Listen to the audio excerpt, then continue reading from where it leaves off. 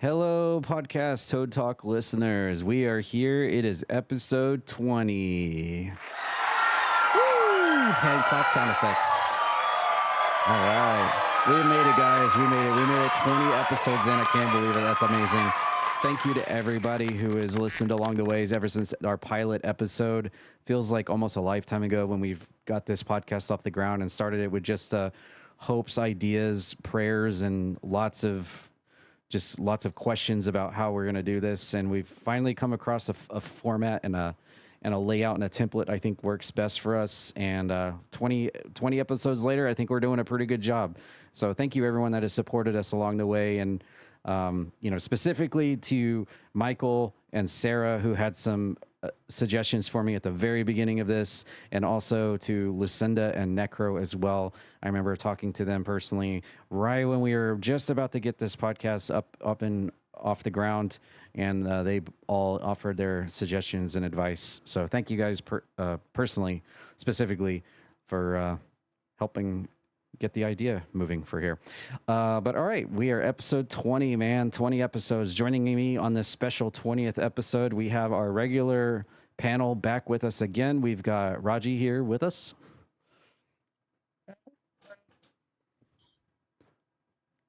Okay. And then we have Grem is back. Yeah, I'm here. Just to make sure that Raji's okay. I don't know. It sounds like he's still on the moon from last week's episode. Oh, he's coming back from the moon. Oh yeah, that's it. Yeah, he's arriving into Earth's orbit now. That's why his mic is all yeah. Okay. All like funnel runners at times. Yeah. Oh yeah. We'll get into that. We'll get into that. Oh yeah. All right. Well, thank you guys for joining us for the 20th episode. Should have a fun show here. We got lots of games, lots of movies, lots of sports to cover.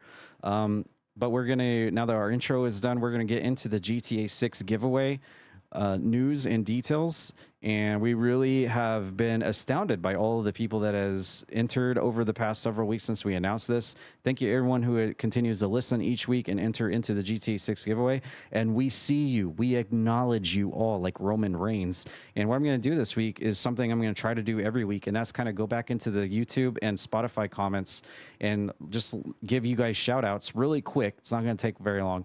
And just let you guys know that we see you and we have added you into the giveaway for GTA 6 come November for the $100 and $80 edition double giveaway. But yeah, going back into their YouTube comments from the podcast episode 19 from a week ago, I look through here and I see Kyle Diaz entered. We have James Raver, Alba Dragon. We have Snake Kennedy, a regular podcast listener. Thank you, Snake Kennedy, for returning. We have Signified in. We have Grem entering into the GTA 6 giveaway. We have Fuse for Spence in there. One of our original game giveaway winner with Pragmata back on when we launched this. Azarain says, thank you for having me on the podcast. It was absolutely fun to talk about my thoughts on these things. Azarain, you did an excellent job last week on episode 19, and we would love to have you back. You provide a lot of insightful commentary. You and Hype are really, really good special guests on the show. So you did a great job. Thanks for being on the podcast last week. We have Chain, who is always the first comment in every upload. So thank you, Chain, for posting those first for us. Also, a special shout out to Supernova Studios, who posted in our YouTube comments last week for episode 19 when we previewed Funnel Runners, who just comes into our YouTube comments and says, you guys want some keys? Well, heck yeah, we'll take some keys. I got you. So thank you, Supernova Studios. We've been playing the heck out of Funnel Runners. We'll get into that a little bit later in the Croakitoad community this week in Croakitoad News. So you can bookmark to that if you want to hear our thoughts on it. We'll have a lot to say about it. But thank you, Supernova Studios, for coming by, swinging by the YouTube comments, and sending us over some keys for Funnel Runners. We've also had a lot of people purchase your game as well to support it and play. And I can't wait to drop a lot of content for your game up on the YouTube here. There's certainly a lot of it on Twitch right now, but thank you. Special shout out Supernova Studios. Check out Funnel Runners on Steam right now, guys. Very fun tornado game that just came out a few days ago. And then we have Green Gamer Bro also entering in the giveaway with the special hashtag of Lance Vance Dance last week. And then over on the Spotify side, I don't want to leave you guys over on Spotify out. Chris, we see you over there. And Miles, two regular returning Spotify listeners who dropped some comments for the GTA 6 giveaway over there. So thank you everyone that continues to do the giveaways. We see you and we appreciate you very much. Thank you for supporting Toad Talk. That being said, we're going to move into Bring Your Own News. And I just want to talk quickly about a special behind the scenes project I've been working on. Basically the past week or so. You'll notice if you go there today that it is completely revamped. It's completely got a 100% glow up. But now if you go to the official Croakitoad.com website, that's all it is, Croakitoad.com. You'll see that, holy crap, what a website we have here. Complete overhaul, revamp, glow up, whatever you want to call it. It's amazing. And it actually goes into the Croakitoad Pro Wrestling. It goes into our Toad Talk podcast right here, page specifically for that, with lots of bells and whistles and really fun trinkets on there on the website, as well as for all of you that's involved in the Twitch stream team on Twitch. We've got a community page that highlights every single one of your streams and shows you live at the top of that page. We also have a page dedicated to our weekly streamer of the week that we announce here on the podcast, a page just for that now. And also for every single completion that I've done since 2021, I am currently working on adding those games into my game library. It's going to be a fully interactive game library where all you have to do is search for certain things, and I'll pull up every single game I've ever played and beaten at the Croakitoad brand. Really exciting, really fun stuff. There's a few more pages I have left to do, like the shop page. I'm going to do a page for the QuakeCon annual thing, and then also for our past marathons where we've raised money for charities like St. Jude, Wounded Warrior, and Toys for Tots and stuff like that. But for the most part, the website is completely revamped. It's been an all-week ordeal, and I am super happy with how it's turned out. It's really amazing. Talk about a glow-up. I am super stoked to finish it off, and I'm happily proud here to announce it to all of you here. By the time you listen to this, it will be completely finished. So check it out, Croakitoad.com. And yeah, I'm super happy with it. That being said, we're going to send it over to Grem. Yes, Grem, for what he's going to bring to the table this week. Yeah, Raji's still falling, and that kind of bleeds into what I was going to be talking about, which today's National Day. It is National Moon Day, and we know we had a little fun with Raji last week about him being on the moon, and that's why he wasn't there. And I'm glad that he's coming back from the moon today to join us. But yeah, the moon, obviously, don't know, it's kind of important for, the tides, excuse me, not national tides, but tides and everything. Moon looks always amazing at night when it's full. So yeah, tonight, if you can, go outside, and if it's not a new moon, then stare at it and say thank you. Have a great day, moon. When you said tide, did you mean Tide Pods? No, I did not. I meant like water tides or like waves. Okay. Like waves. Oh, got you. I have this guy here, National Moon Day, so I get to show some cheeks. No. It's not that kind of podcast. No. Oh, not that kind of moon. Real quick, while on the National Moon Day, I just want to point out, I posted this in our Discord server, but today, July 20th, marks the 57th years anniversary since Apollo 11 astronauts made their historic moon landing. So not only is it National Moon Day today on July 20th, but 57 years ago, Apollo 11 astronauts became the first humans to walk on the moon. So that's probably why it is National Moon Day. I was going to say, I'm going to go on a limb and say that's probably why it's National Moon Day. Okay. July 20th, 1969. We had boots on the ground on the moon. Really awesome. Really cool. Okay, Raji, what do you got? All right. So the FIFA World Cup just concluded, and EA does this great thing where they like to make predictions using their video games. And for the 5th straight World Cup, their simulation got it correct. 2010, they predicted Spain, 2014, Germany, 2018, France, and 2022, Argentina. And they predicted Spain to win this year's, and all 5 years, they have gotten it right. And with that, we can go into our official World Cup final result. With Spain beating Argentina 1-0 for the World Cup, it was a very, very close game. No goal was scored until extra time. And Argentina had a chance to tie it up, to send it maybe into penalties or more extra time. But Messi went to go with his left foot of God, kicked the ball straight into another player's face, and that was all she wrote. That Spain's player's face saved the game for Spain, and if we want to talk about the third place match, where 10 total goals were scored between France and England, that was probably the game of the weekend. Was to watch Jude and Mbappe. Is that how you say his name? Grem? I think so. Yeah. I'm sure Feats will correct us in the comments. Yes. watching them two greats go at it. What a spectacular game. The Spain Argentina was a great game too. I'm not gonna take anything away from them. But yeah, Spain wins the World Cup.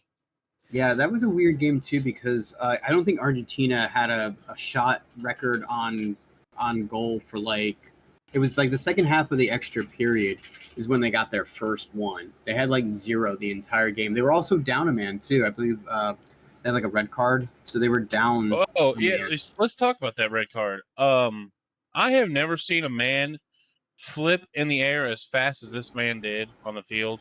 I saw the collision, and he had to have gotten whiplash because of how fast he flipped. That was the craziest thing I've ever seen in soccer. Yep. I just want to point out that when we were making these predictions, I think it was last week, we had Grem always pulling for France. Of course, I was. Yeah, and I want to apologize for that, by the way. I'm sorry, France.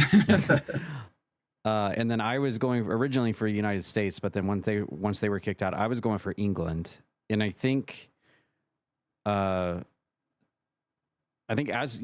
called Spain last week, and then he actually came out true on that. Mm-hmm. And then by proxy, we gave Argentina to Coke, I think. So yeah, something like that. Yeah, because it was the only team remaining. Yep. Yeah. So, and then in our third place match, England defeated France. So I got one over on Grem, but at the end of the day, Azarin gets the big W with the FIFA World Cup final. Mm-hmm. Who did you have? And you can't say Spain, Raji. Who did you have early on? I was rooting for Norway. That's right. I think I remember that. Now after United States lost, I was like, if I really liked Norway and their fans and Ireland, and I was just going for them. Yep. And unfortunately, right after that podcast came out, they lost to England, or was it? Yeah, was it England? I think it was England. Yeah. Yeah. So unfortunate. Sorry, Norwegians. Sorry about that. I love how this year specifically, obviously the World Cup's been around for years, decades, but this year felt really special. I don't know if it's because it took place here in the United States, so just a lot more people were knowledgeable about it and more open to talk about it because, it's here in the U.S. or just, I don't know. Obviously, we don't want to get political or anything here, but maybe because, Trump kind of made it a little bit more of a focal point this year compared to previous years where, it's just a World Cup. It's happening somewhere on the planet. And, the president of the United States was actually talking about it, bringing it to more national recognition, acknowledgement. Again, not getting political. I'm just finding that this year more people were open and talk. I'm going to tell you something. My dad hates soccer. He just does not find the point in it. He was watching some of the games. I noticed for the first, I've never seen him watch soccer ever. So I find it really awesome that it was, and I've never really been a huge soccer fan either, but just talking about it here on the podcast has made me want to go back and become a fan and cheer for different countries and teams and stuff and watch it. Did you guys notice that as well, specifically for this year compared to previous years?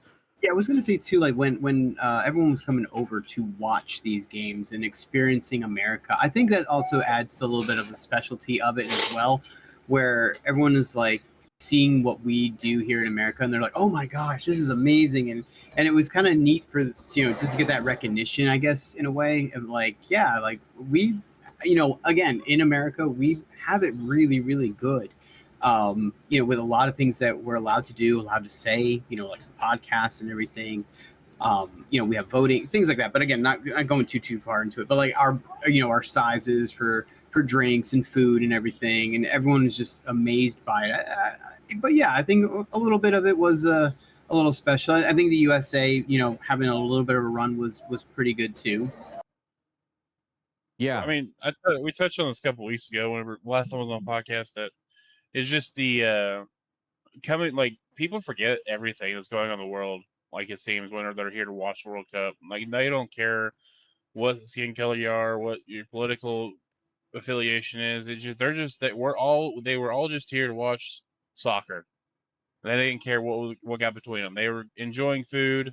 They were realizing why most Americans are fat and happy. And they are probably going to go home and try to be fat and happy. Texas barbecue will do that to you. But yeah, it's just the So you think it was specifically because it was hosted here in the U.S. That's what made it different from all the other years in the past, where it's like, people here. I'm not talking about people worldwide. I'm just talking about people here in the States. It just seemed like it was more of a topic of open discussion when in my circles and people I'm around. Oh, you were watching it too? Oh, you were finally watching it? Oh, okay, cool. Like everyone was watching it this year. You think that's just because it was here in the U.S.? You have to remember this was hosted across, I think, 5 cities, something like that, between Mexico and the United States.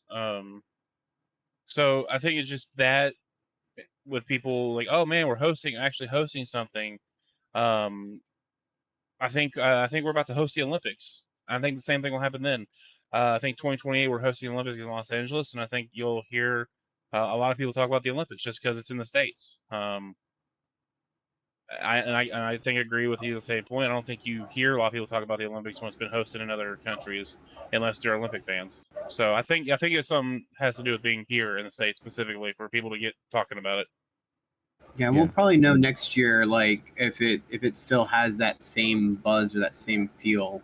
It's hard to say right now, but that's just it though. Like we have that buzz currently right now. When it happens again, that's when we can kind of look back and be like, all right, is US really actually paying attention? Are we actually involved in this or not? So time will tell I think on that answer. Yeah, because you know how we are here in the States. We're like, what is this soccer crap? We got our football, we got our baseball, and we got our basketball, and some people are like, we got our NASCAR. We don't want like this soccer crap. We got our hockey too, but not baseball. Hockey's for Canadians. We got our American football here. You know what I mean, though. Like soccer's never been. Yeah, I know. But for some reason, it definitely felt different this year. Mm-hmm. So. But, the one on the topic of soccer, I just want to point out that over here in Northwest Arkansas, we're getting our own professional soccer team called Ozark FC. So it's spreading. Soccer is spreading. I think Tulsa right now has a football club as well, Tulsa FC. So it's spreading. I think it'll be amongst one of the popular sports in the United States in a few years. And that's great too, because I can't think of, maybe there's a sport out there, but just off the top of my mind, I can't think of a more engaging sport that helps with like cardio and losing weight and stuff than soccer. Good Lord. Lacrosse. Well, that would be up there too, but man. So I'm all for it. That's cool. All right, we're going to move into our gaming block. We have a game. We're going to kick things off hot because this is a game that isn't even out yet, but it is taking the video gaming world by storm right now. I've had so many people recommend and ask me about this game and say, man, I cannot wait for the excitement for this game is through the roof. And you could call this, what do they call it?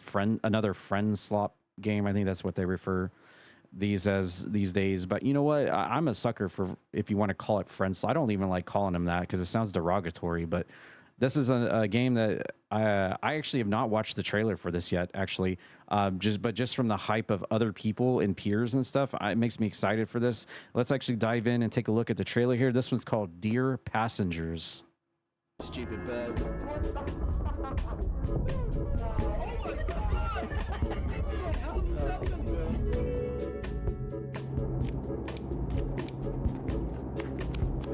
Burger, cola,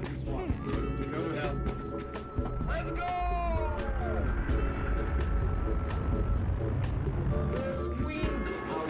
That's coffee break plus. You get a coffee and get out of the my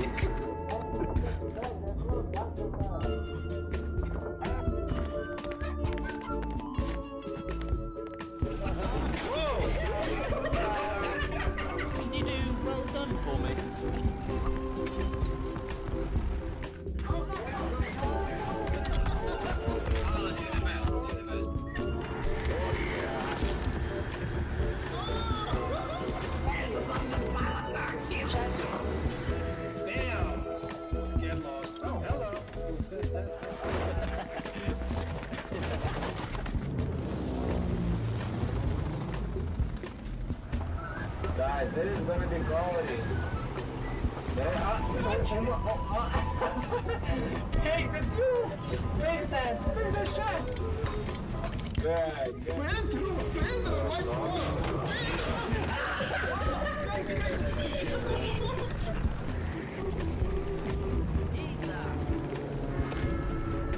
Like parachute? Parachutes for pussies. Oh, maybe passengers do. No passengers here, just we two. What the hell is going on? Unit fixed.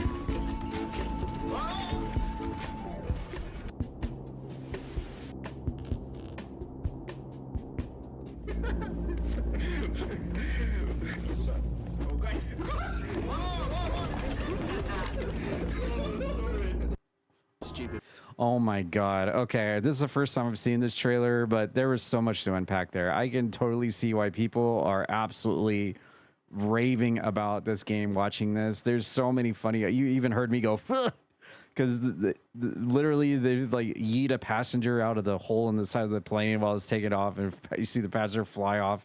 Man, this looks like, oh my, yeah, it just picks up a guy who just yeets him out the airplane. You're walking outside on top of the airplane while it's flying. They're grilling steaks out on the airplane wing. You're loading things into the cargo part of the plane, like luggage and bombs and stuff. And I guess basically the premise is you're trying to take off and reach your destination safely. But it looks like so many things can go wrong, whether you got nuclear bombs loaded up in the back of the plane. You got, I guess, someone actively trying to fly the plane. So you have to make sure you have a good pilot, first of all. And then everybody else, the flight attendants are trying to fix all the issues that occur while the flight is taking place. Real quick, it says the synopsis for this, released on July 20th, by the way. So literally today, this trailer came out. Watch the announcement trailer for Dear Passengers, a first-person action-adventure co-op airline crew simulation game developed by Flexus. Players will work together to ensure safe flights on the world's worst airline, deal with flight emergencies, serve passengers aboard, and keep the plane from descending into certain doom. Dear Passengers is coming soon to PC. And boy, let me tell you, I cannot wait to dive into this and give this with our community. There's so many countless hours. This could be right up there with Peak. Honestly, this might even, dare I say, even top Peak. That's where it is sitting in my mind right now, watching this trailer. This looks like loads of fun, depending on what kind of variety you get each time you start a new session and how different each run is. I think that would be the key to keeping things fresh on this, so it's not just the same thing over and over and over again where it gets old. But man, just the immediate starting possibilities of moments, highlights, laughs that you get from this just seems endless to me right now. Raji, what are your thoughts on Dear Passengers, and have you heard all the hype like I have about this game? Oh yeah, hype is great. That trailer was released today on IGN. This trailer has been around on their Steam page for a while, and actually, as of yesterday, they posted on their Steam page that over 1.5 million people have wishlisted this game on Steam. Wow. And it said within what was it? Within days, just 2 days, they reached the top 25 most wish-listed games on Steam. No marketing, no paid creators, no ads, just that trailer. And yeah, 1 million. They announced 1 million on Thursday, and then on this past Sunday they announced 1.5 million wish lists. So the hype is real. Absolutely. Grem, this seems like a game right up your alley. For a change, it's not a scary horror game. This seems like a game that would just be content overload for the Croakitoad community. Just right up there with games like Peak, Pratfall, and Phasmophobia in the past. Wouldn't you agree?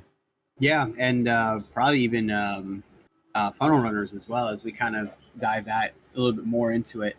Yeah, this game is crazy. Yeah, between like lightning strikes, having to fix things up, throwing passengers out. This is definitely one for, our community. It also, like, I was thinking about it too, and you mentioned Peak. I'm like, oh, so this is what happened in between, like before we start peaking. This is the plane ride. There you go. You have the airport, and now you have the plane ride, and then the crash. I mean, I'm just waiting for Bing Bong at this point. Yeah. No, the people look, pretty funny, which is great. It doesn't take itself seriously. Between like the pirate ship that you saw there, and it looks like it has different modes too. Like for example, at the very end with the cop and everything, kind of like seeing everything. It looks like you can do some kind of runs. I won't say what because I don't want YouTube or anything to kind of nail us on something. But illegally runs of stuff that you're not supposed to ship. And then between that, it's just like also just like everyday, just regular taking passengers point A to point B. I like how you have the cargo system when everyone's there, and including live animals too. I think that's a nice little touch. Can you imagine one of those getting out of the cage, and all of a sudden, like all the passengers are like, "Oh my gosh, there's a crocodile on the loose," or something like that. This game looks crazy fun. The passenger thing is going to be unique. I'm trying to think on who in our community is going to end up being the pilot, so to speak. But everything else looks a lot of fun. I'm curious. Does it say how many players it's for? It just says co-op, and I'm seeing at least 4 in the trailer. But it might be one of those things too, with like Peak, where they'll get a mod and you can have like up to 20 or something. Which I think the more the better. Honestly, I know 4 usually is a nice little point for a lot of people to have for their games, but at this game, like, you can go completely crazy with so many more. Up to 20 I think would be just amazing. Yeah, this is definitely a game, first off, again, that I would get behind instead of a horror game. But yeah, this game, I mean, it kind of gets kind of scary though, it looks like. But yeah, this game looks amazing. It's definitely, I can see why the hype is real on it, why so many people have wishlisted it.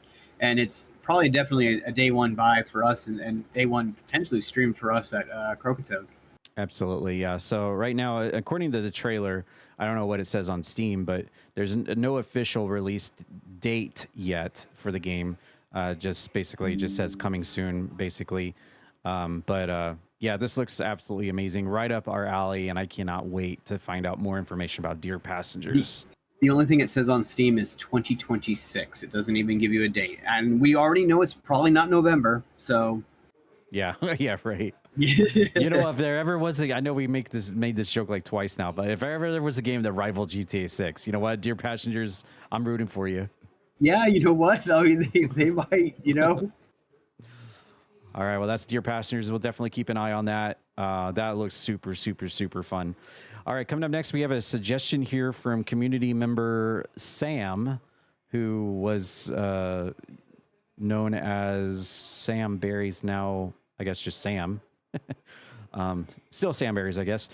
Posted a trailer in the Discord suggestions, and this one's we're going back to zombies. Sorry, Grem, but this one's called HumanitZ. I think I did that right. This is a launch trailer, but this game has, I guess, been out for a while now, but we're just checking this out. It's still a recent game, but we'll take a look at the trailer here real quick for HumanitZ.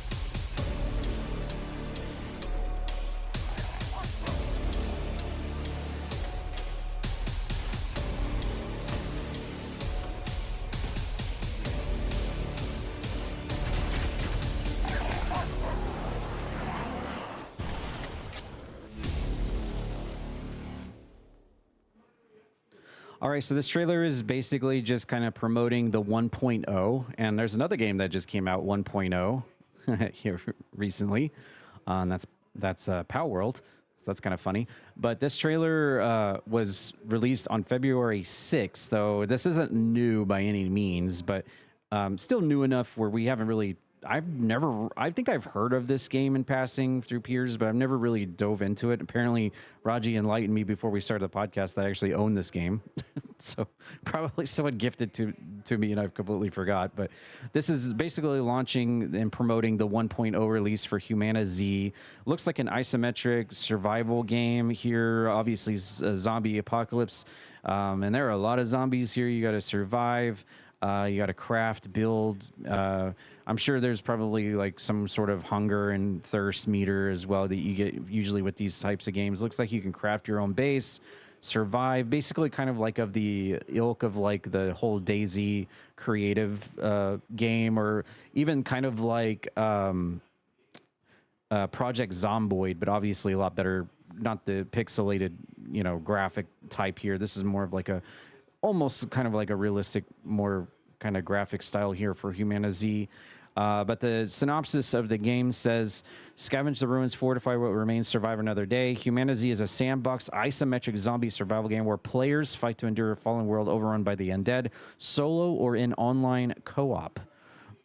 Version 1 leaves early access with remastered maps and visuals, new points of interest, new character professions, and afflictions, alongside additional content improvements that expand how players survive.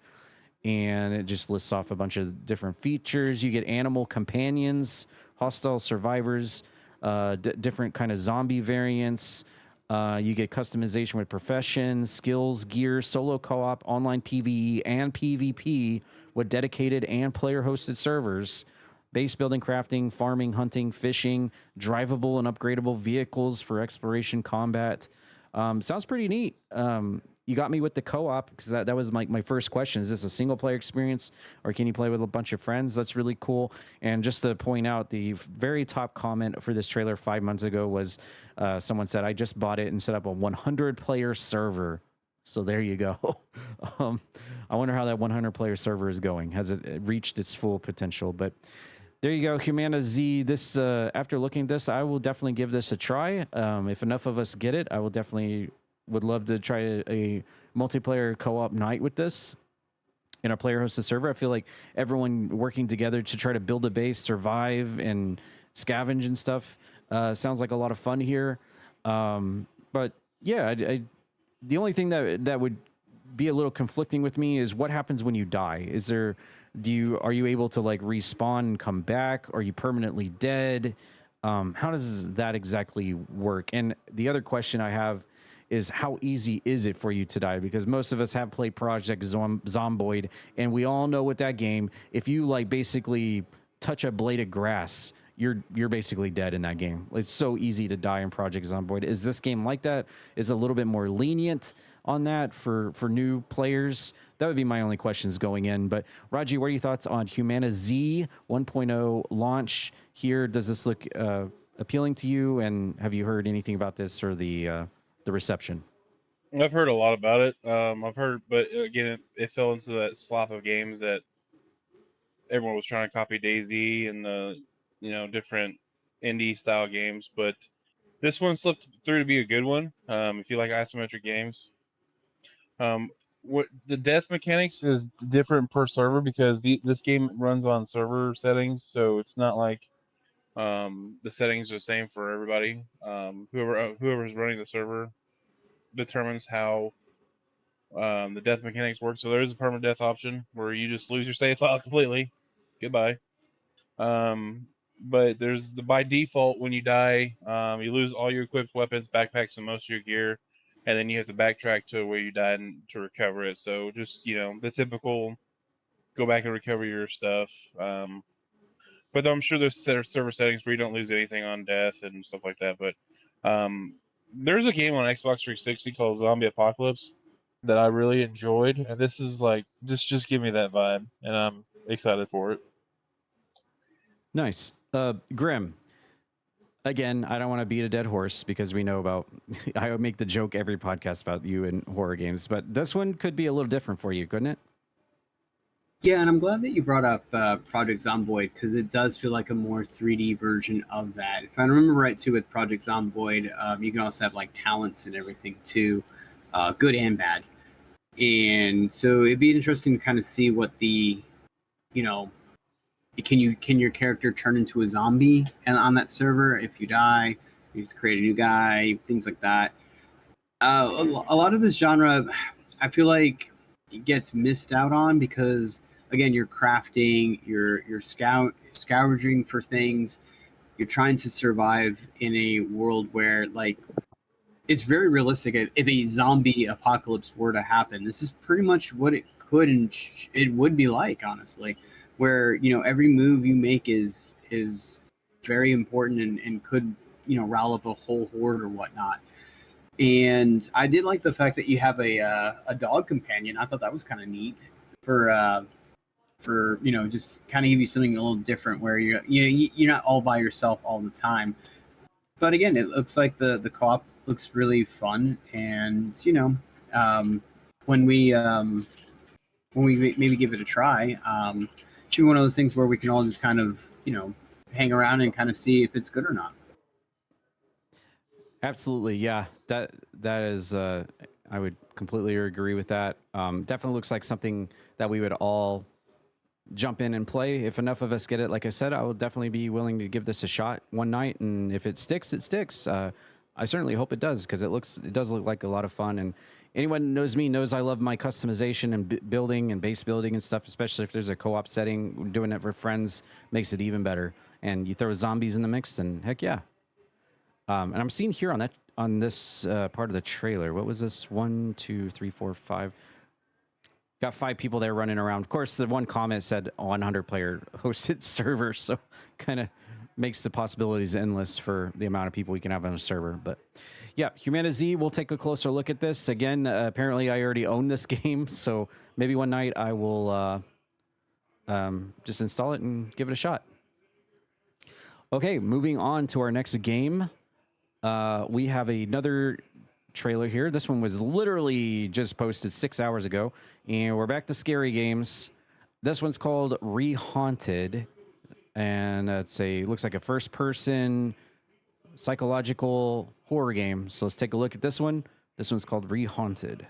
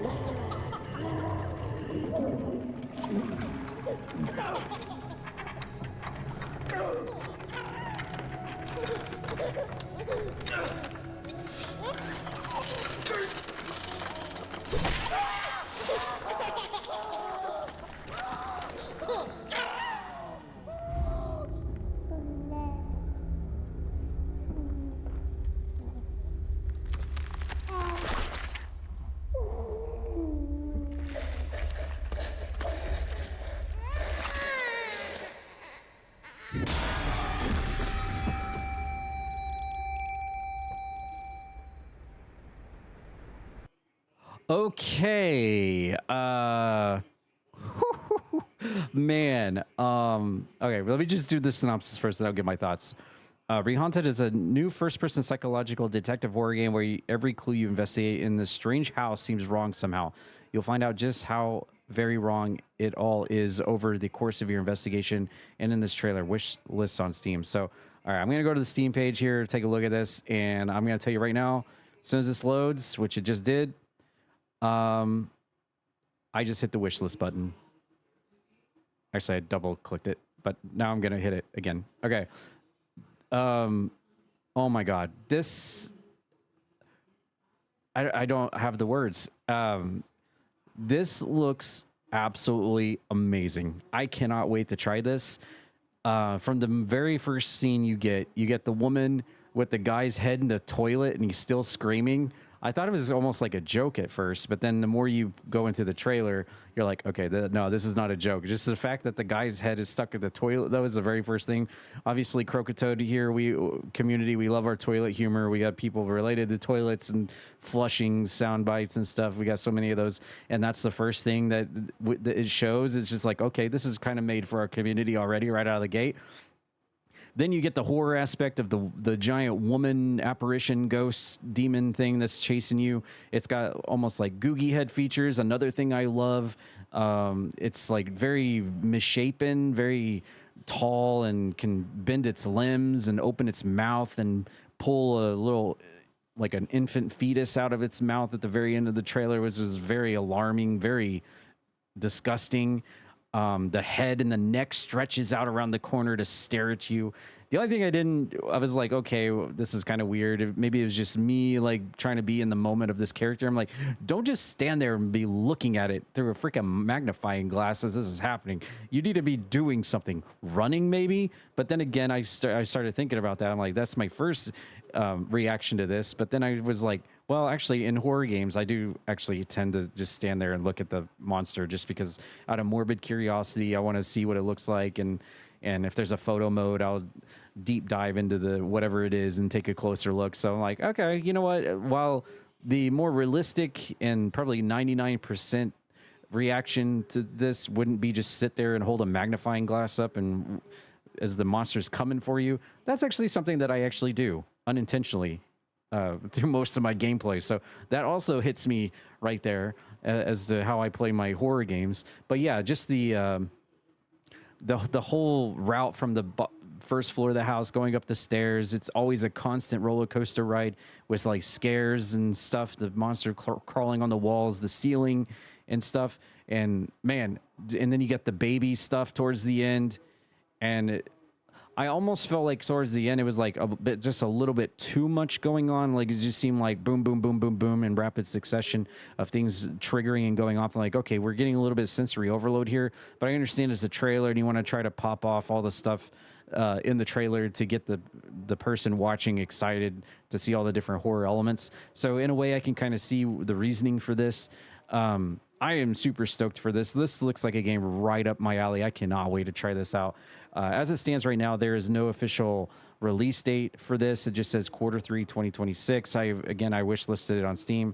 And this one, I'm so glad we chose to look at this trailer today because, man, we are definitely have two trailers so far in this podcast that I am super excited and stoked for. Grem, what are your thoughts on Rehaunted? Did this freak you out? Was it funny that there's like a bit of like toilet horror at the very beginning of this trailer? And yeah, obviously this is a game that's right at the top of your list, right? No. It was confusing a little bit because, again, with the magnifying glass, I get it. We're trying to use like old-timey stuff as kind of a way to look into something, but a magnifying glass kind of magnifies things, and I get it. It does kind of do that, but it kind of doesn't with the trailer. It just seems like it's just like a fixed window, so to speak. And then it got me a little confused too, because after the photo, it becomes like real at that point. And I guess at that point, when it's real, I don't understand why you're turning on your flashlight and you're like, you know what? Instead of just leaving, let me just go upstairs where I can't get out of the building at all. I get it. It's supposed to be a game. It's supposed to be horror. I get it. I don't know. The magnifying glass kind of gets me a little bit, not weirded out, but I feel like it's not believable. Like I get it with Fatal Frame, like using the camera and to use that as an attack and like a blinding flash. I get that, I could follow through. I just don't understand with the magnifying glass what makes that one special, where you can see the, you know, the truth or the past or the horror in this. So I think there's a little bit more that needs to be kind of shown with this game. On top of that, too, hearing like the different sounds when they're checking out the different rooms and kind of like experiencing what potentially could have happened to the people that you're investigating, and why it's why you're there. I don't know, very, very scary though. Definitely not on my list of playing, but if you were a horror game, yes, it is extremely freaky. It almost seems like the magnifying glass like kind of brings the spirit to your world, almost like a Freddy Krueger, like bring them into your world kind of thing, tool that you can use to zoom in, and then it makes it susceptible to the camera flash, which I guess, you know, probably stuns it or weakens it or something. And probably there might be some like magical, supernatural elements or powers to the magnifying glass that's not explained in the trailer. I don't know. I'm not trying to defend it, but I'm just trying to think maybe that's maybe what's going on here. Yeah. But yeah, this just the whole like the idea, the creative process of like having this creature stalk you, and its head like stretches out from its body, and the neck is like 5 feet long, and then it's like crawling on the walls and the ceilings, and there's just so much like animation and thought that goes into this monster that's like stalking you in this abandoned house. I really love it. And then the fact that at the end it's like so grotesque, where she's like opening her own mouth up like the Smile movies, and then pulling the little baby fetus out of his stomach and showing it to you. That is just so wicked, and absolutely a fan of this. I love this. I cannot wait. And I want to see more. I'm like you. I want to see more. How do the mechanics work? How do what's up with the magnifying glass and the camera? And do you defend yourself at all in a way of like sending the spirit off away, or is it just, you know, constantly tormenting you like Mr. X from Resident Evil kind of deal, or Nemesis from Resident Evil 3, and you're just basically trying to bide your time to advance through the game and make it to the finish line kind of deal?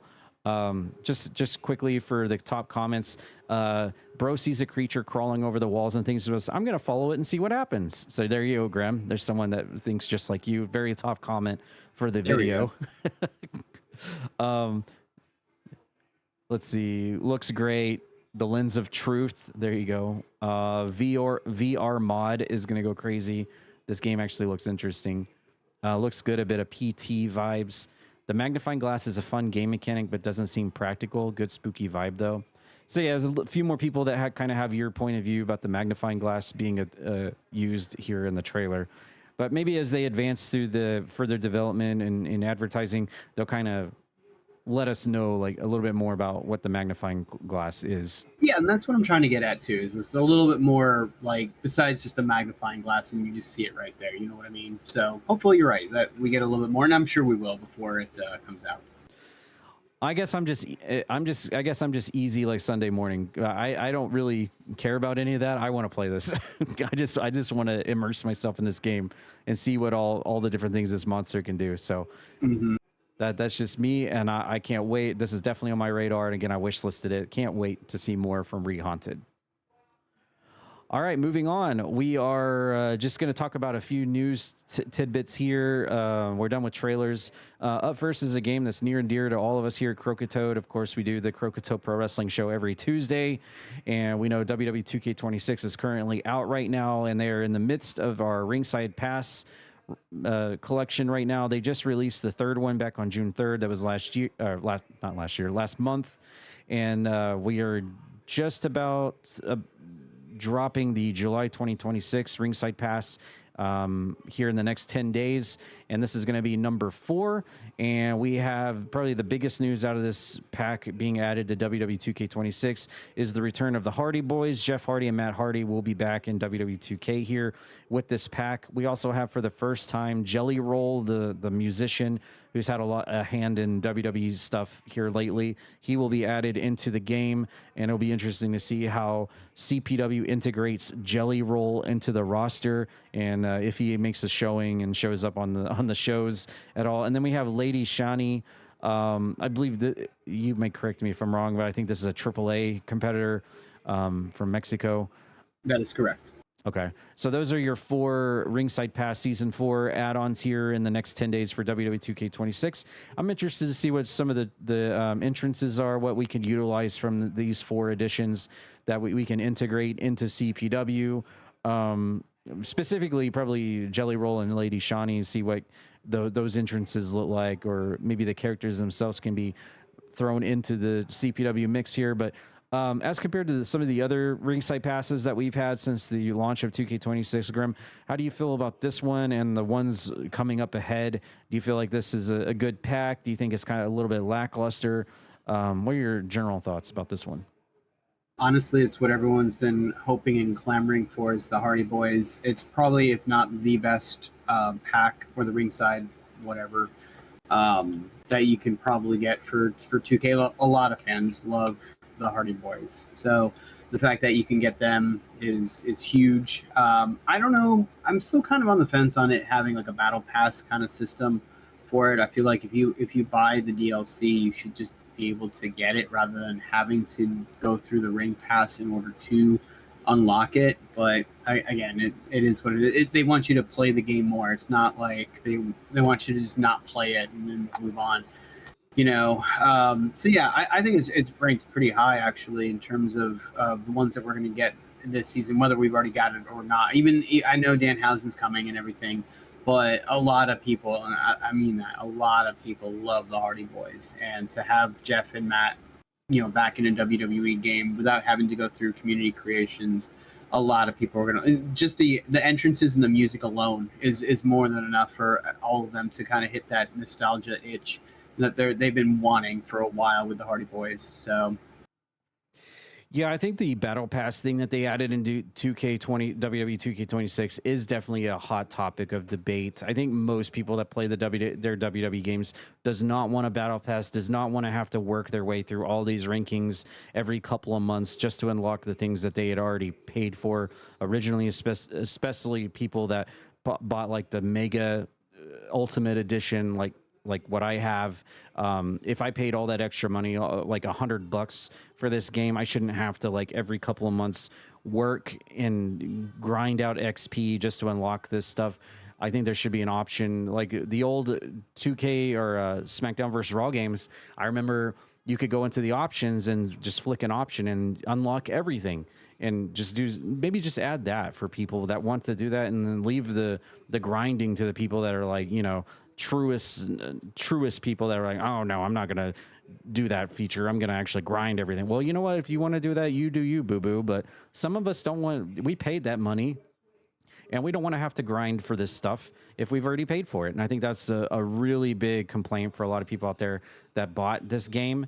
And considering that there's still 2 more after this still to come, that is a lot of grinding. And especially when they start patching things, like, originally you could just like spam matches and like end a match in like 2 seconds and it give you XP. And then they're like, nope, you can't do that. So now the match has to be a minimum of 1 minute long before you get the XP. They do offer you XP boosters to unlock stuff, but it's like, come on, man, just why did you add this to begin? I know you want to add like longevity and replay value to your game and keep people playing, but I don't think this is it. I think if they maybe did, let's say 2K27, right? You have 6 battle passes, right? But they all are available day 1. I don't think it would be that bad. Now, granted, it's a lot of grinding, don't get me wrong, but at least you're not like, oh man, I finally finished, pass 3. And then all of a sudden, oh, that's right, in 2 months, I'm going to have to do it all over again. You know what I mean?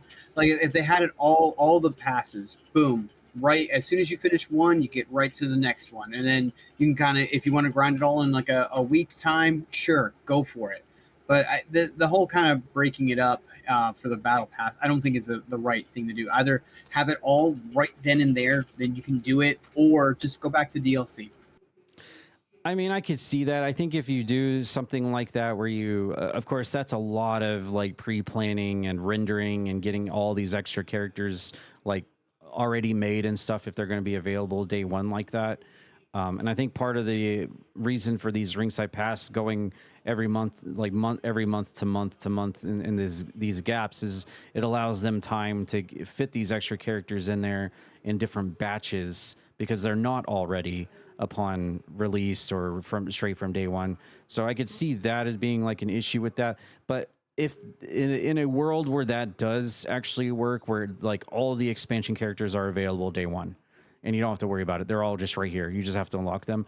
I think the middle ground there that I would be okay with is just drop the battle pass down, make it like 5 tiers. Oh yeah, for sure. Why make it like 20, 25 or 30 pages long or whatever it is just to unlock this crap? This is really stupid, and I've seen way more people complain about this than before this. It's like, you know, especially the people that paid the big money for the big editions of this. And not only that, and I'm going to tack this on as well, they advertise the big boy edition of 2K26 to be like the Monday Night War Attitude Era edition of the game.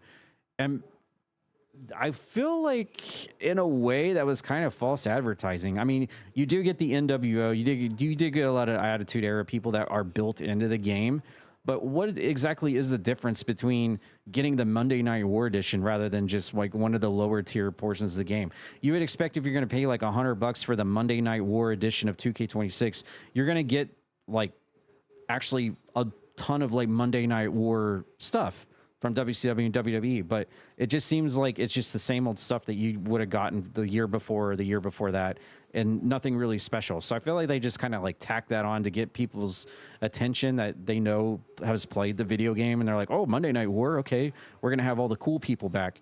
And it's just like, no, it's just kind of mostly the same people that they rolled over from the previous year. So there's a lot of things that I don't agree with 2K right now. I mean, they've done a lot of really great things over the past couple of years, like adding the war games, increasing the amount of people to 8 people in the ring. I still think it should be 10. And then obviously the biggest news is increasing the call limit to 200. That's absolutely phenomenal. I love that. I mean, you could argue that's something that should have been done years ago, but you know, us WWE wrestling fans, video game fans will take what we can get. But yeah, the battle pass is definitely one of the low points of their ingenious ideas here. I really hope that they just get rid of that next year and just go back to the thing that they have been using. And, yeah, we've got enough battle passes, and we have to work hard enough in all of our other games that are more prominently online games than having to worry about doing this with our WWE games, especially for creators of the WWE games. We don't want to have to sit there and play hours and hours and hours of the game and grind stuff out for extra stuff when we're trying to create content with the game.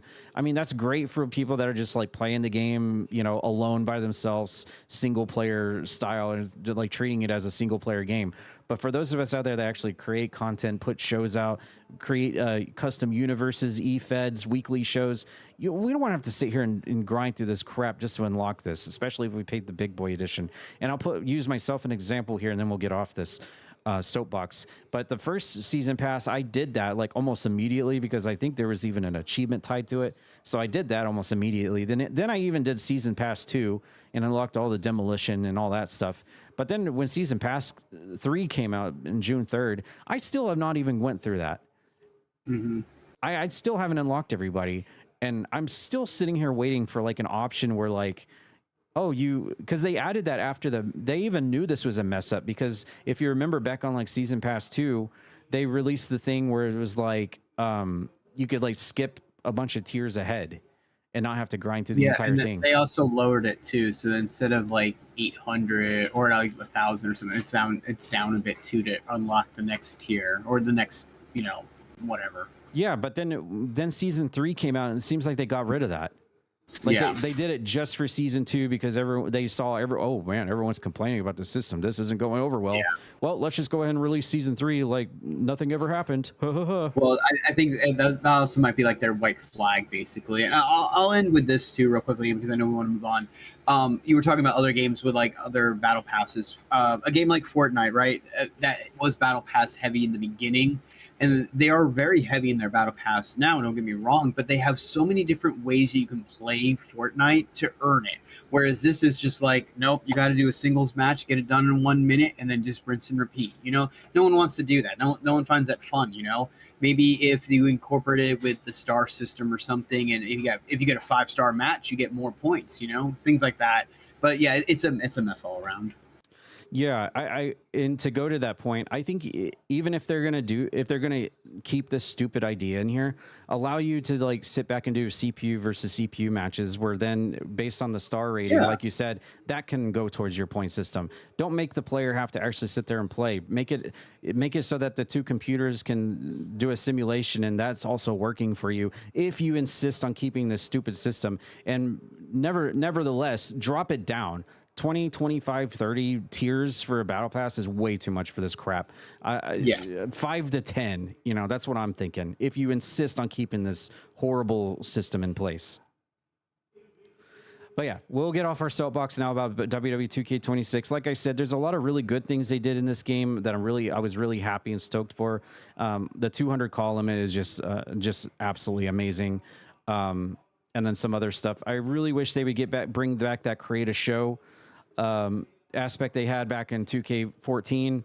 I think that's the one thing that's actually missing, that's left to make the WWE games just the ultimate, just greatest games of all time. Get that create a show back in there where you can just plug in whoever you want in certain roles, and then the scenes just play out, and have all the scenes just play out back to back to back with matches intertwined, and to be able to create your own show with all the selection of different scenes. That's the last thing really I feel like they need. And of course, if they really want to go with today's technology, make it so that 10 people can be in the ring at the same time. I really think that that's something. I mean, they've had Survivor Series matches since 1989 or whatever, probably longer than that, and we still have not been able to get 10 people in the ring at the same time. I think Fire Pro can do that, but WWE games, never. I love the 8-person. That's a great step in the right direction, but we really need to get 10 people in the ring here, and so that we can have 5v5 matches. Our Royal Rumble matches would be a lot more interesting and interactive if you got 10 people in the ring at the same time while Rumble match is going on. I think that'd be great. But just a few things that I think they can improve on. But it's definitely going in the right direction. Just this Battle Pass is just a complete blunder as far as I'm concerned. But nevertheless, we're going to move on because we could sit here and talk about that all day. Our last bit of gaming news for this week is the announcement from July 17th, is a few days ago, and even the Game Awards dropped this, so I'm pretty sure this is pretty legit here, and not just, some custom account with like 20 followers trying to meme everybody. But apparently the remasters of Fallout 3 and Fallout New Vegas are coming from Bethesda. And I'm going to go ahead and try to deep dive into this and see if Bethesda themselves actually dropped news of this. I'm sure they did. Otherwise, Game Awards wouldn't have reported this. But it says here, Bethesda, straight from the Bethesda account, it says the future of Fallout. Fallout 5 remains our long-range destination. Fallout 76 continues to be home to millions of players exploring Appalachia together. Fallout Shelter continues to be most popular experience with more than 250 million players. And then the Fallout TV series on Amazon, of course. And then Elder Scrolls 6 and Fallout 5 on Creation Engine 3, they announced. But yeah, in this post, actually, they don't mention anything about... Oh, wait, yeah, they do. Legends Reborn remasters for Fallout 3 and Fallout New Vegas are both in the works. This is straight from Bethesda Game Studios' Twitter X account, and they posted this image. So, yes, it is 100% confirmed. Remasters for Fallout 3 and Fallout New Vegas. I know a lot of people love Fallout 3. A lot of people also love Fallout New Vegas. A lot of people are like of the I feel like there's like 3 different camps when it comes to Fallout. There's the people that absolutely cherish the original OG Fallouts, Fallout 1 and Fallout 2, and they think that those are like the Fallouts. Then you have the camp of like people that love the Obsidian Fallout New Vegas and claim that that's like the greatest Fallout game ever created, and like will die on that mountain that New Vegas is the one. And then you have the people that kind of like the Fallout 3, Fallout 4 kind of Fallout franchise. So I feel it kind of falls into 3 different camps. I'm of the one of like, I like New Vegas. I also like Fallout 3 and 4. I have no dog in this fight. I'm just happy to get another Fallout game. And if it's a remaster of 3, that's just a really solid game. I mean, no one can sit there and say Fallout 3 is a terrible game. It is a very solid game. And if you want to compare it to New Vegas and say which one's better, that's on you. But both games are really, really good. New Vegas, I have always just had this thing in my mind as an achievement hunter where you have to beat it on like the hardest difficulty. And I always have that treatment in the back of my mind. So I kind of brings New Vegas down a notch for me because I had to go through that experience of beating the game on the hardest difficulty, and it is really challenging. It's very hard to get that achievement on Xbox 360. Those who know, but the fact that there's going to be 2 remasters coming out for the Fallout, and they're admitting here that they're working on a new Fallout 5. And of course, the news of Elder Scrolls gets me super excited because I've been clamoring for a new Elder Scrolls for years. So I am really happy to know that they're actually acknowledging that, bringing that to the table themselves. And this also, by the way, also makes me excited for a month from now when we're at QuakeCon. Are they going to drop something for us in-house that involves these remasters for Fallout 3 and Fallout New Vegas for us there in-house at the QuakeCon convention? Or is it going to be something else? This makes me really excited for the month coming up, going to QuakeCon. We'll be sure to report that here, whatever we find that weekend while we're there. But I'm super stoked for this. Fallout's amazing. Sorry, I called you Coke. Grem, what are your thoughts on Fallout 3 and Fallout New Vegas being confirmed to be remastered, and then all this news from Bethesda, with Fallout 5, they're talking about Elder Scrolls 6 here. There's a lot of, I feel like this is another situation of like, everyone knows GTA 6 is on the horizon. Everyone's trying to get their stuff in. Yeah, a little bit of that. This is a series I wish I had gotten into because it kind of really is up my alley. It's got a little bit of the, first person RPG, first person shooter kind of thing. And then of course the system like an XCOM with like the percentages. And what was the other? Oh yeah, it was like old timey music. It's got a great mascot. I wish I was into it. My wife is a huge New Vegas fan, so it's just one of those things where I wish I was more into the Fallout series, but maybe this is one where I can start with 3 with the remastered and kind of enjoy it a little bit and go from there. The Elder Scrolls 2 is another one too, where obviously everyone, I feel like they've played Elder Scrolls 5 to death, kind of like GTA 5, and it's time, and it's good that they're showing that, hey, we're working on it, please just give us time. We want to make sure that it's really, really good, and it will be. We all know it will be. So just it is one of those things where we're just kind of sitting and waiting. I think getting GTA 6 kind of lightens that blow a little bit. We're like, yeah, cool. I mean, we can wait for it. If GTA 6 wasn't announced or anything like that, I think everyone would be like, okay, like, when? Like, we need something. We need it now. Like, we need it yesterday. All that kind of stuff. So, good for Bethesda. And, of course, anything that you guys learn will also be on your stream as well, right? Yes, absolutely. Yep. Yeah, so twitch.tv/Croakitoad. So make sure you're watching during QuakeCon weekend, guys. Yep, if I'm streaming there in the BYOC that weekend and I come back to sit down after going over to the big conference room, and I'm like, oh my God, guys, you will never believe what they just dropped for us here. I'll say it there first, so make sure you're around for QuakeCon. for the first hand scoop, because they'll go around and they'll check, make sure no one's like streaming or recording stuff. They'll say, if you need to put your phones and your cameras down, this is just specifically for everyone here in house. You can have a laptop there. You can, type a news report or a news article while this is happening. That's fine. But there is no recording. This is specifically just for you sitting here in the room. And they have done that. They did it for Doom 2016. They did it for Fallout 4. I was there for both of those. And so, yeah, they're very particular about giving the people there at QuakeCon the first-hand look. And then, if you're watching the Twitch stream, which they usually have like twitch.tv QuakeCon, they'll actually like cut the stream off. They'll be like, okay, well, what's left is just for the people here in attendance at QuakeCon. And thank you all for watching on Twitch, but this is exclusive stuff now. So we'll be privy to that next month. So hopefully it's something juicy and something good. All right, well, that'll conclude our gaming block. We're going to move on to movies now. And we'll just jump into this real quick. Movie block now. It was revealed on July 13th, so earlier this month, that there's going to be a new Nightmare on Elm Street movie in the works from Paramount. And the studio is inked to deal with the estate of Wes Craven. Of course, we know Wes Craven passed away. To revive the Freddy Krueger horror franchise, and will release it through its newly launched Paramount Primal label. So apparently enough people have gotten on board to bring Freddy Krueger back. He has a new home. He's ready to carve up a new nightmare. Paramount Pictures has closed the deal for the U.S. rights to the original screenplay of A Nightmare on Elm Street, the movie written and directed by Wes Craven. And the new Nightmare on Elm Street will hail from Paramount's new genre, Paramount Primal. Producer and led by the producers behind Barbarian and Friendship.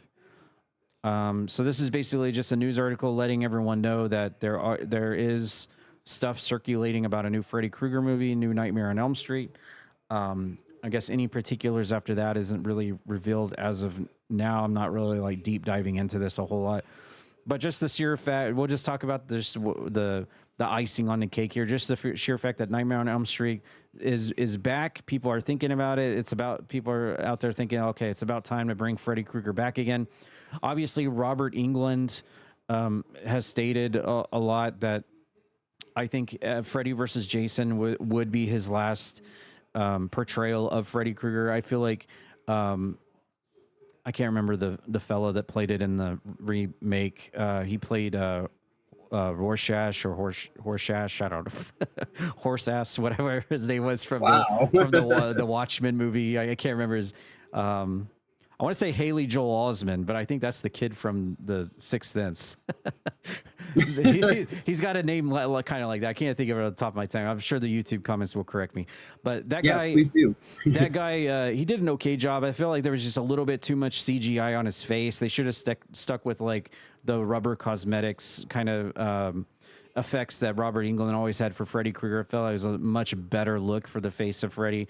But I felt like his acting was pretty good. He was a much darker role for that. I don't know if they're going to bring him back again for this new idea, or if they're going to find somebody new to portray Freddy Krueger. But I'm pretty sure Robert Englund's time is done here. But nevertheless, Graham, obviously, even if you're not a horror fan, you know everybody knows who Freddy Krueger is. He's just an icon that humanity just knows. Right there with Jason, Michael Myers, and the Tooth Fairy and Santa Claus. While you may not be like chomping at the bit to go watch one, do you think this is a good time to talk about trying to get Freddy Krueger back on the pedestal again? You think this is a right moment for that? I mean, sitting in the end of July, I mean, getting closer to Halloween season. Yeah, I think too, because obviously you want to try to get people back into, Freddy Krueger. So a lot of people might start dressing up as Freddy now that they know that there's potentially a new horror film. They might also be looking for the new Freddy. So obviously that's a good, good time to kind of get your skills up and showcase the world on how Freddy-ish you can be. But yeah, I think it is I think it is it's a good time. I don't know, maybe I would have maybe waited another month or so, but you know, unless you are planning on making the movie come out in October, which I don't think that's going to happen. So, yeah, I mean, again, sometimes these old classics are good. I know a lot of times it's hard to get something, you know, done where it's something new, something fresh, because sometimes it'll just bomb. So, you know, it's good to kind of sometimes introduce the new generation to something where we grew up and on what scared us the most. So again, too, it depends on what Freddy we get, whether it's going to be, you know, like a serious Freddy or, you know, not so serious kind of Freddy where it's kind of goofy. But you know, I think it's good. It's good to kind of get that out there, let everyone know. Like for example, when they announced Spaceballs 2 and everything, you know, even though it's like an entire year, you're like, okay, well, at least we know, you know, what to look forward to in 2027. I think that's one of the biggest things that people are and I'm glad you brought that up. People are thinking about when they hear news about Freddy Krueger, because the whole movie franchise has got this, like, it started off very serious, very scary. Those first two films are actually, there's a tiny bit of humor in there, but just because Freddy's Freddy. But those first two films are actually very dark, very scary, very dark. Yes. And then come the third movie, you start to see the little cracks in the foundation of like humor. And then by the time you get to like 4, 5, 6, it's like, oh my God, what is going on here? I mean, he's still scary, he's everything, but my God, what is happening here? Do you remember the one that where he like puts on the sunglasses and he laughs and everything? Oh yeah, yep. Which one was that? Like, oh 1, man, 2? No, definitely not 1 or 2. That was. I was like, gonna say that has to be later down. Yeah, that's like either 4 or 5, I believe. 4, 5, or 6, I would say. I'm not like as. Okay. I'm not as like in depth on like Freddy lore as a lot of people, but and it's been a while since I've seen a lot of those movies. But yeah, that was that whole bit there was definitely during the whole comedy act of Freddy Krueger. Those like 4, 5, and 6 films were just like, oh my God, what are we doing here? But yeah, certainly have got plenty of memes over the years for Freddy, whether it's the sunglasses on the beach or the welcome to primetime bitch or eating the body. I think that was the third one. But yeah, Freddy Krueger's everywhere, man. Just a permanent fixture in pop culture for sure for everybody. And we have a fill-in for Raji here. Had a little bit of computer issues, so halfway through our podcast, we got a guest that's going to fill in here for Raji. Coke is back here as our resident filler, and I'm just going to ask him his opinion here on the Freddy Krueger franchise. What do you have any thoughts on it? Have you ever watched any of the movies? Obviously, you play DBD a lot. Is Freddy? We'll even tack this into something that you will know. Is Freddy Krueger one of your top killers you like to choose, or when you find out you do have a Freddy killer in DBD, what are your immediate first thoughts, good or bad? Well, first, I haven't really seen any of the movies, and when it comes to DVD, I generally don't play as him, but I think it's fun to play against him when he's the killer. Okay, and I know you like to call him Fred. Yeah, Frederick Yabba Krueger. dabba do. So wait, are you saying that we need to have a Freddy Krueger and Fred Flintstone? I didn't say it. I said that. But maybe. What's that Yeah. movie? What's that movie where it was like the Lindsay Lohan and Jamie Lee Curtis? They switch bodies. Oh, We could have Freddy Krueger and Fred Flintstone switch bodies. What about Fred from Scooby-Doo? Oh, Ooh. Now we're just adding all the Freds. Battle of the Freds. yeah, we are. This could Well, go into its Fred own podcast at this point. Yeah, exactly. All right. Well, needless to say, Freddy Krueger is back in the news again. I love it. I want to see Jason get back in there. Obviously, we've had our fill of Michael Myers here lately with those latest 3 movies that just came out. But I think Jason is definitely due for a return back to the spotlight as well, just like Freddy. But yeah,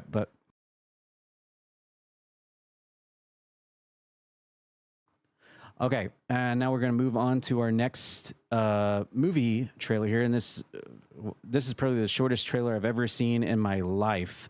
It's actually not even called a trailer; it's just called a teaser, and it's a good time for Coke to jump in because he might have a thought or two about this.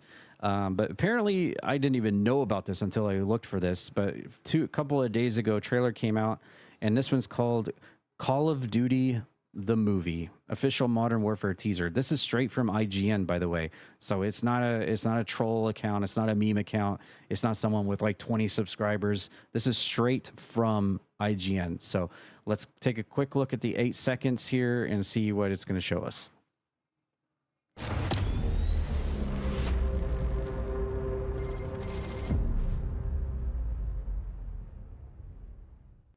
Okay, short and simple. There you go.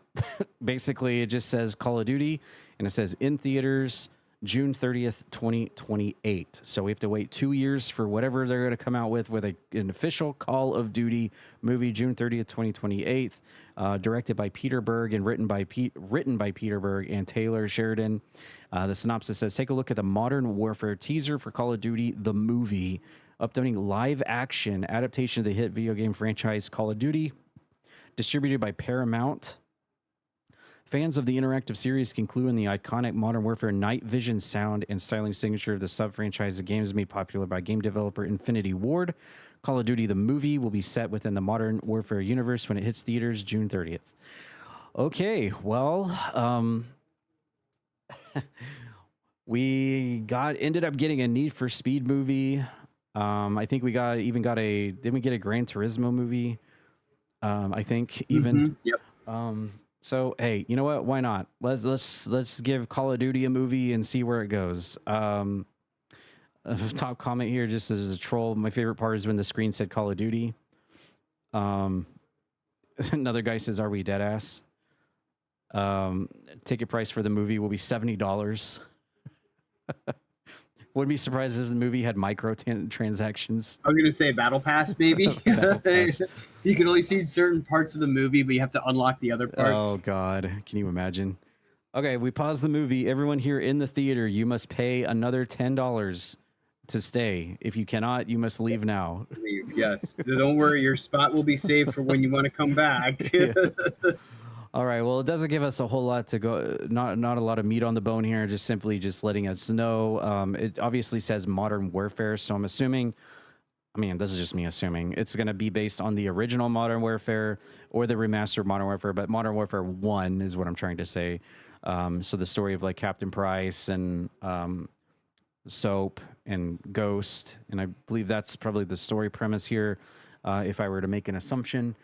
But hey, Call of Duty the movie, you know what? I'd be willing to give it a shot. I'm not against going out to see it. I would certainly be holding my breath.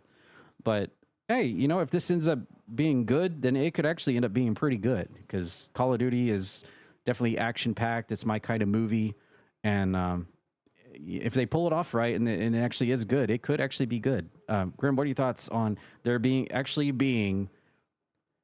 you know what the meme is? Like, insert this here before we got GTA 6. There you go. We actually got an announcement of a Call of Duty actual movie before GTA 6. What are your thoughts on that?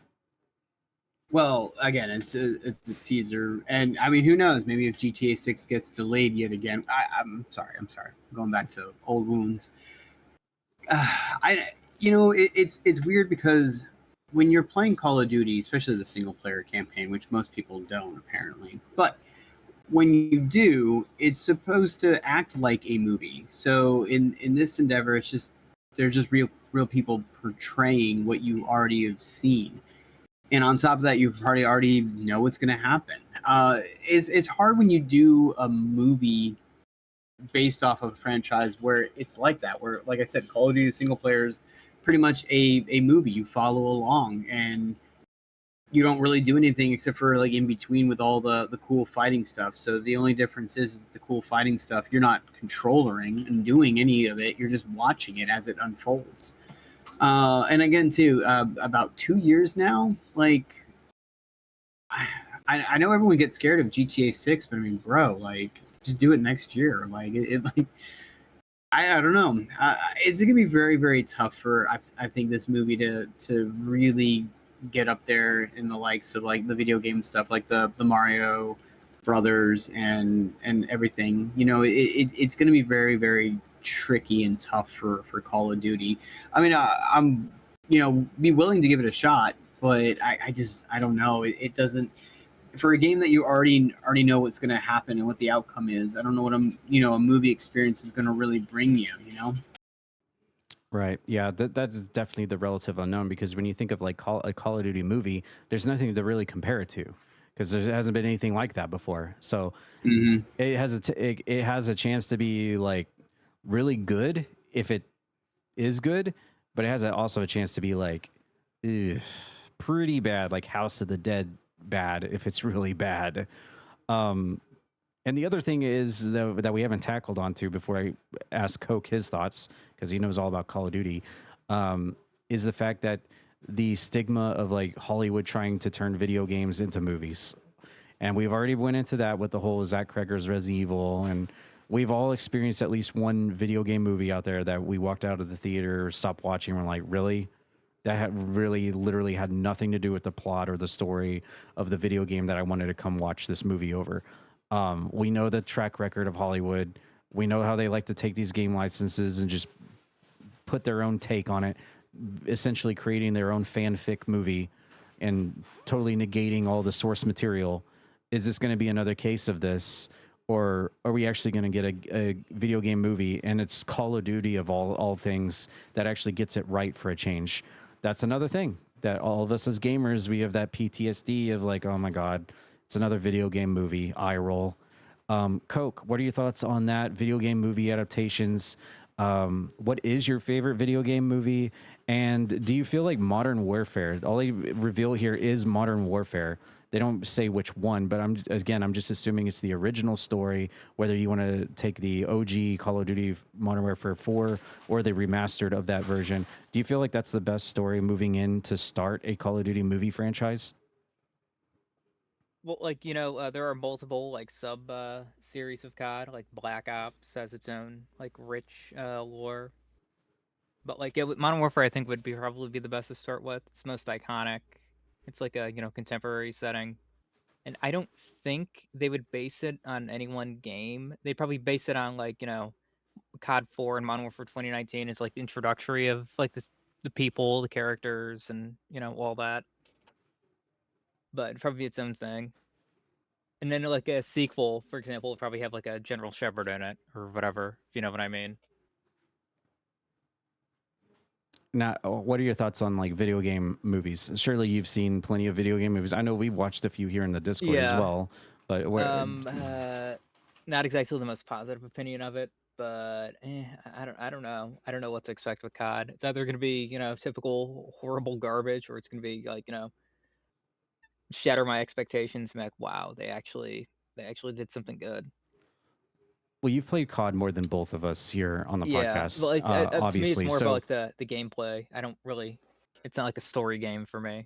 Okay, but taking all those hours and hours and hours and years and years and years of you playing COD, which is more than me and Grem probably combined, what would, if you go to see this movie or you watch it, however you watch it, what would make it like an, oh my God, this was a great movie? Like, what would they have to do to make you, as a lifelong, basically COD fan, like just be like, oh my God, this movie was amazing?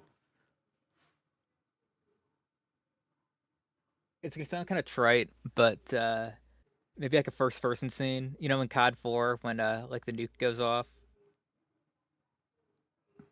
So you wouldn't care if like if they feature prominently like characters like Ghost, Captain Price, Soap, McTavish. I mean, I'd kind of expect them to have some of those guys in it, but for me to be like, okay, wow, this was good, like something like that, something just shocking, something unexpected, something wow.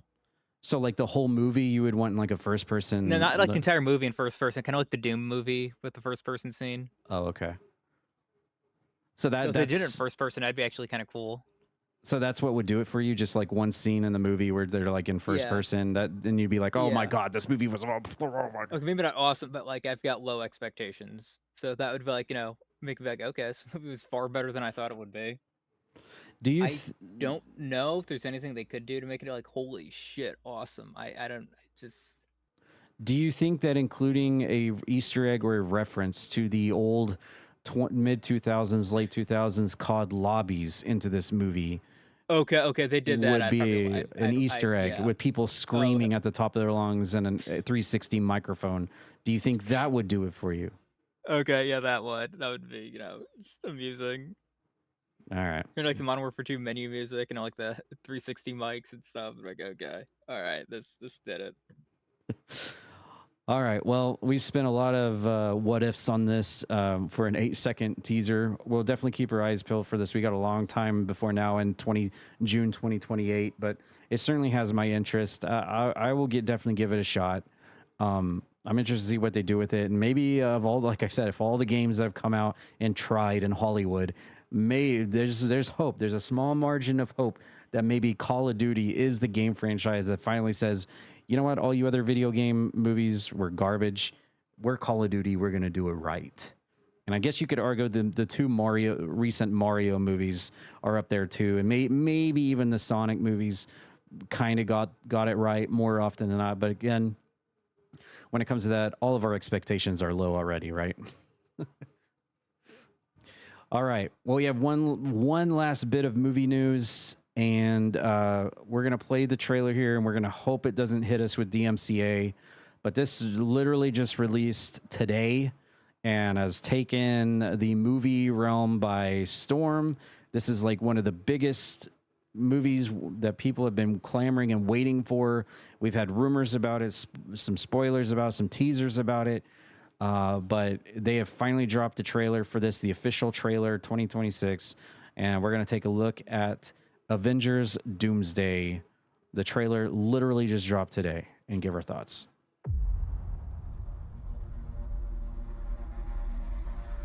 Something's coming.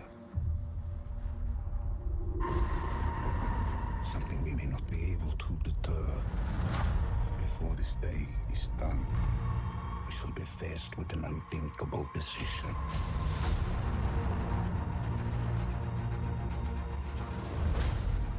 I've fought with many warriors in my time. They're far stronger than all of us put together, and they died.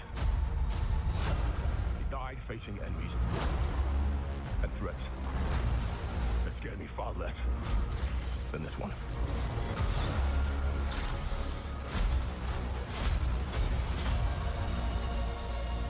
Everything that they sacrifice will be for nothing if we do not stand together. Put aside your petty squabbles. Presume nothing except this. If you return, you will return as brothers and sisters.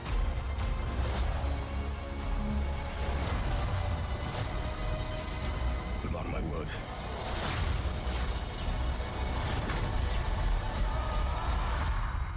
We're going to need a miracle. Hey, pal. It's not possible.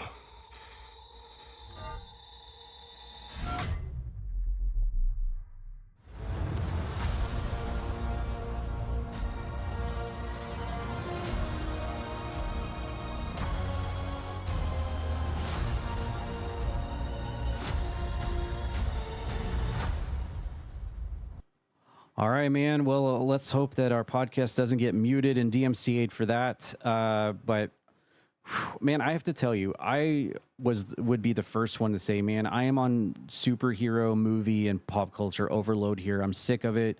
Can we move on to something else now? Like we ran our deal through the whole Avengers thing. We get it. We've had all this spin-off movies. I think there's like 16 different movies when you go into like the whole MCU, starting from the original, what was it? The original Hulk, I think it was, or the original Iron Man, whatever it is, going into like the last Avengers movie with the final showdown with Thanos, which spans all those years. And it's like, okay, finally we can breathe a sigh of relief. Superheroes are done. Obviously they released the Disney, series and spinoffs and stuff. And they've got another Spider-Man coming out soon. But I don't know, like seeing this just now trailer for the first time, there's always that really cool thing in the back of my mind personally, where it's like you recognize all these characters in all their own individual spin-off movies. You've seen them work together before in their own settings. And then there's just some kind of like charm about seeing them all back together again, especially in this movie, because for the first time you've got as you know, we've had the distribution and the copyright situation that has gone on between a lot of these superhero patents and trademarks and copyrights, where some of them are owned by Sony, some of them are owned by Fox, some of them are owned by Marvel. And now we're getting like Fantastic Four, which Doctor Doom is a part of that universe, which was owned by another, one of them. You see the Fantastic Four there with the new version with Pedro Pascal as Mr. Fantastic. And then you got all the original cast members that were in the other Marvel movies during the Thanos era making their return. That you're familiar with, like Thor and Ant-Man and all of those that never really had any issue with the patents. And then the biggest thing is like the X-Men. Like you get the X-Men here because for the first time, because they've always been owned by Fox. So Fox isn't affiliated with any of the Avengers style movies because I think that's Disney. So you always had this conflict between the Fox and Disney using these characters. And so now you get Patrick Stewart, you get Professor Xavier, you get Magneto, Ian McKellen, I think his name is, who played Gandalf. So you get them, and there's no telling who else you get here. You probably get, you know the meme. Everyone's seen the meme where it's like fill in the blank, will return in Avengers Doomsday. Everyone's seen it. There's a potential to get like what's his face as Deadpool in here. You probably could get the return of Wolverine with man. I'm not remembering any of these people's names.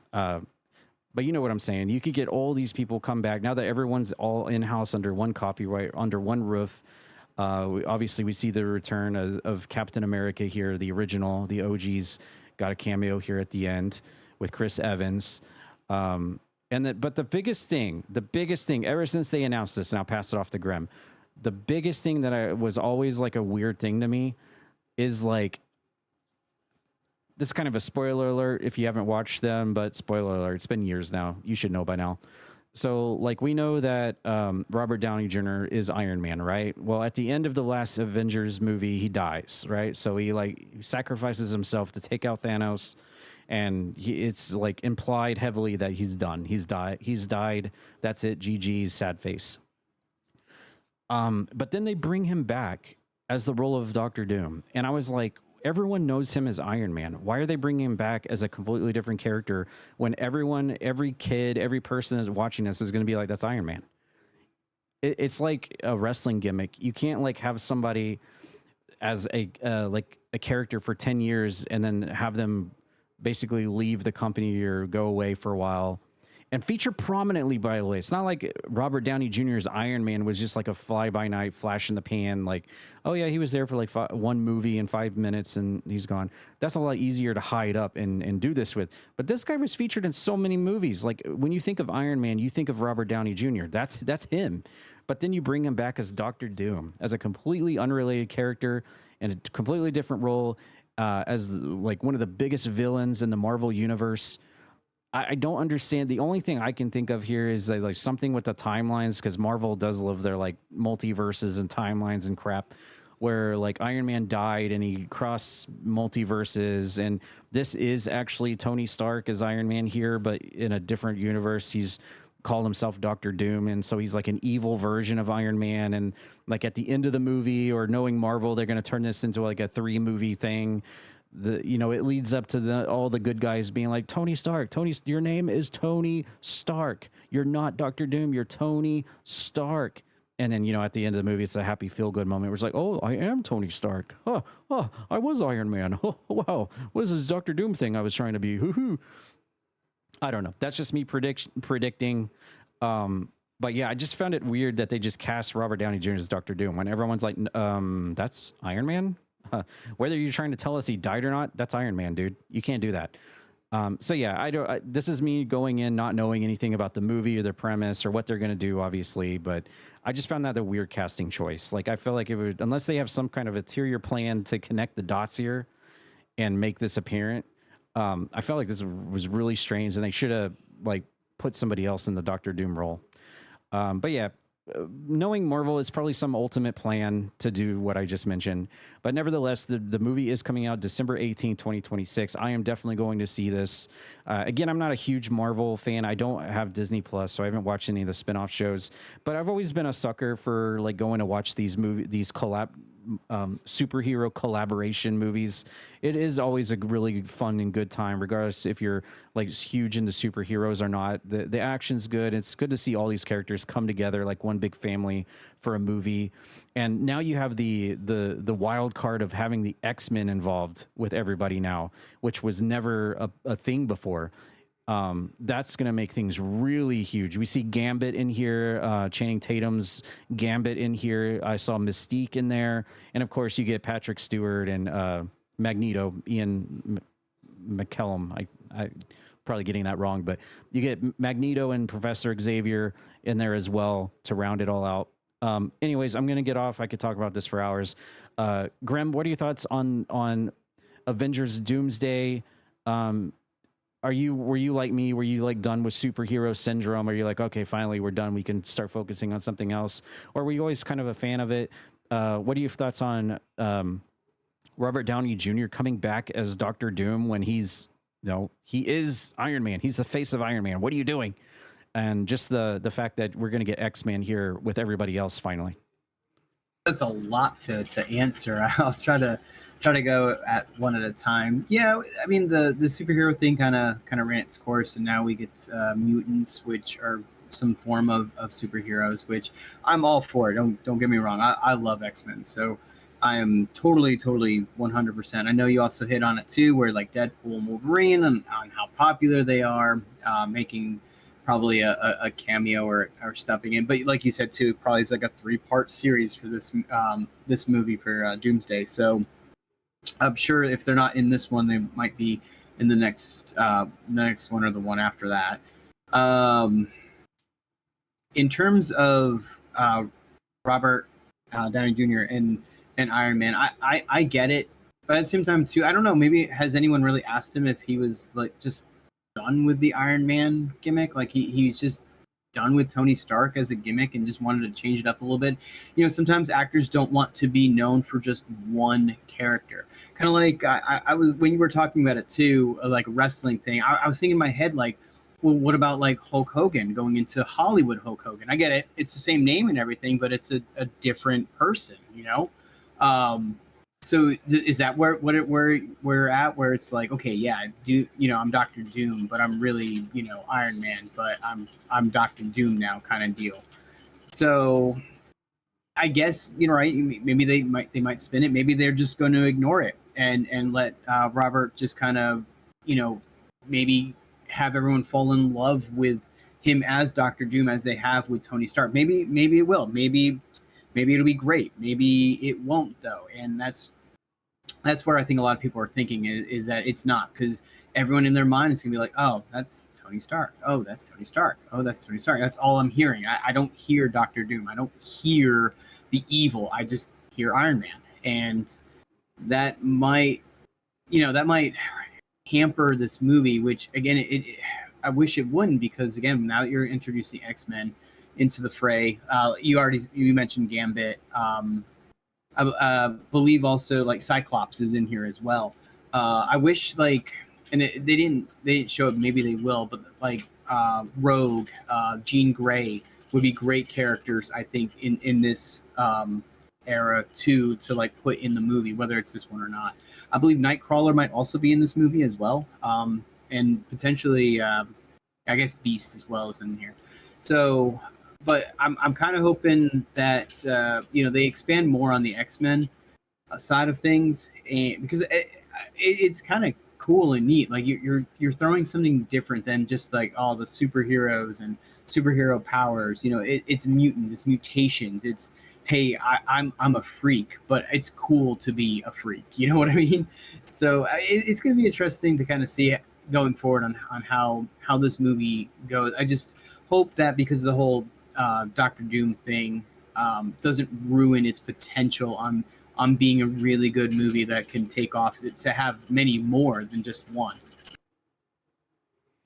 Absolutely. Yeah. Well, I know, I think there's kind of like two camps for this. One camp is like super stoked and is excited for this because we're finally going to get X-Men to be able to collaborate with all these characters that we've seen for years on all these films. And they're no longer on their separate little island, their own little separate X-Men island. Now they can play with everybody else because the copyright stuff is basically finished for Marvel Studios.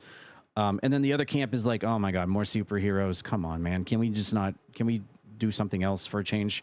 And I don't know, seeing this trailer, I'm excited for it. I will go watch this no matter what. But yeah, there for a while, I was just like, oh man, another superhero movie. God, what are we doing here? We're just like cranking out like 3 superhero movies a year here now. Good Lord. I was just like so sick of it. Coke, what are your thoughts on Avengers Doomsday? What you see in this trailer here? Have you watched any of the Marvel movies at all? Which one's your favorite? Who's your favorite character from Marvel superheroes? And is this something that you would be excited in going to watch? I've never seen any of the movies, and just it's not my cup of tea. Okay. And and yeah, that's do you about have it. do you have a character at least a Nah. superhero at all that nothing? Nah, not really into superheroes. Oh, okay. Well, I guess that means we can follow you into the I roll another superhero movie camp then. Okay, fair enough. All right, well, that will conclude our movie block for this week. We're going to move over into sports now, something that Coke can talk a little bit about. And we're going to kick things off here with the NASCAR report. And since we covered the FIFA at the beginning of the podcast, we had our latest NASCAR race here, July 19th. This was yesterday. And we were at North Wilkesboro Speedway. And we had Joey Logano coming up the win yesterday in the big race. Coming in first place, Denny Hamlin coming in second, Chase Briscoe third, Ty Gibbs fourth, Shane Van Gisbergen, or SVG for short, number 5, Bubba Wallace 6, Brad Keselowski 7, Todd Gilliland 8, Daniel Suarez 9, and Ryan Preece top 10 in the race results here. And in terms of the standings, of course, Denny Hamlin still in the lead over Tyler Reddick, who is in second. Denny Hamlin 1, Tyler Reddick 2nd, Ryan Blaney 3, Ty Gibbs 4, Chase Elliott is your top 5 for the chase for the Cup series right now. And did either of you get a chance to check out the race at all? Do you have any thoughts about Joey Logano winning here at North Wilkesboro? Again, very short track, as I've been told. Is that something Joey Logano is known for? And was it a big surprise that you thought he came in first? And was it an even bigger surprise that Denny Hamlin was right behind him in second place? For that, I'll send it over to Grem first to share his thoughts here about the Joey Logano win for this week.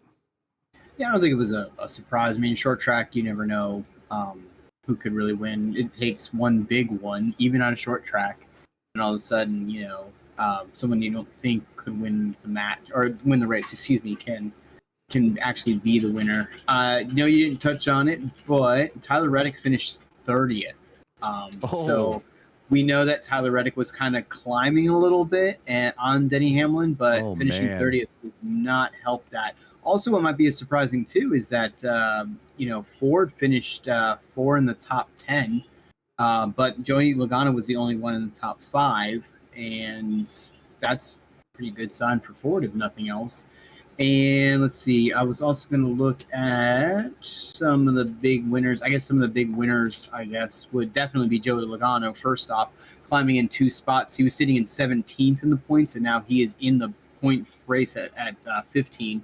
I think if I remember right, 16 is the cutoff. Eric Jones gets bumped.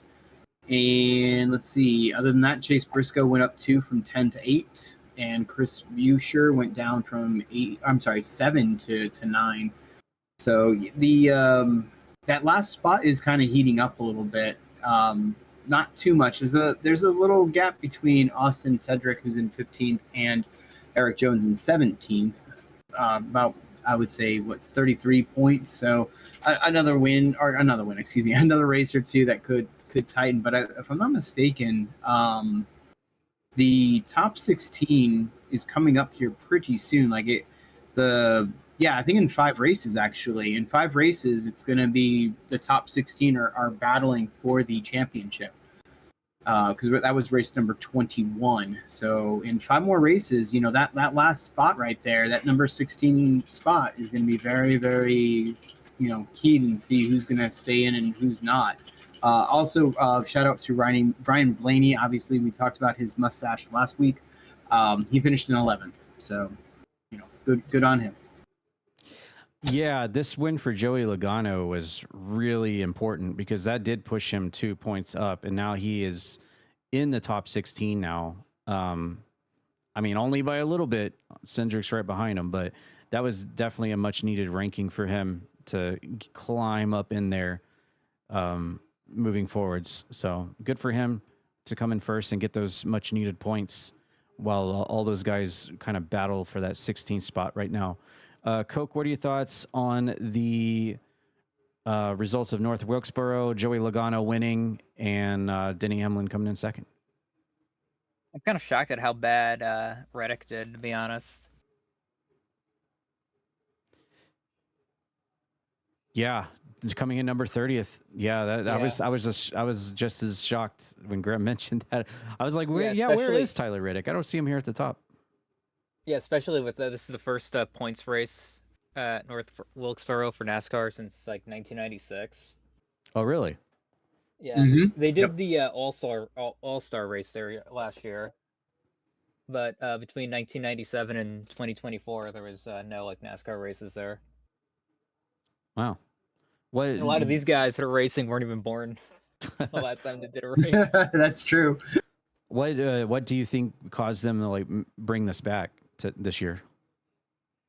Is there any particular reason you can think of, or just fans wanting it back? Probably, yeah. And an all-star, if you host an all-star game, which isn't very, you know, often where they branch out into other tracks, it's more nostalgia at that point. And then again, fans' reactions to it. So long as the fans go to these tracks, whether they're older, you know, the newer one is kind of important. For example, like the Kentucky Motor Speedway isn't run anymore because it didn't draw enough. So, you know, going back to something like North Wilkesboro is more of a nostalgic kick to try to get those old school NASCAR fans back in too.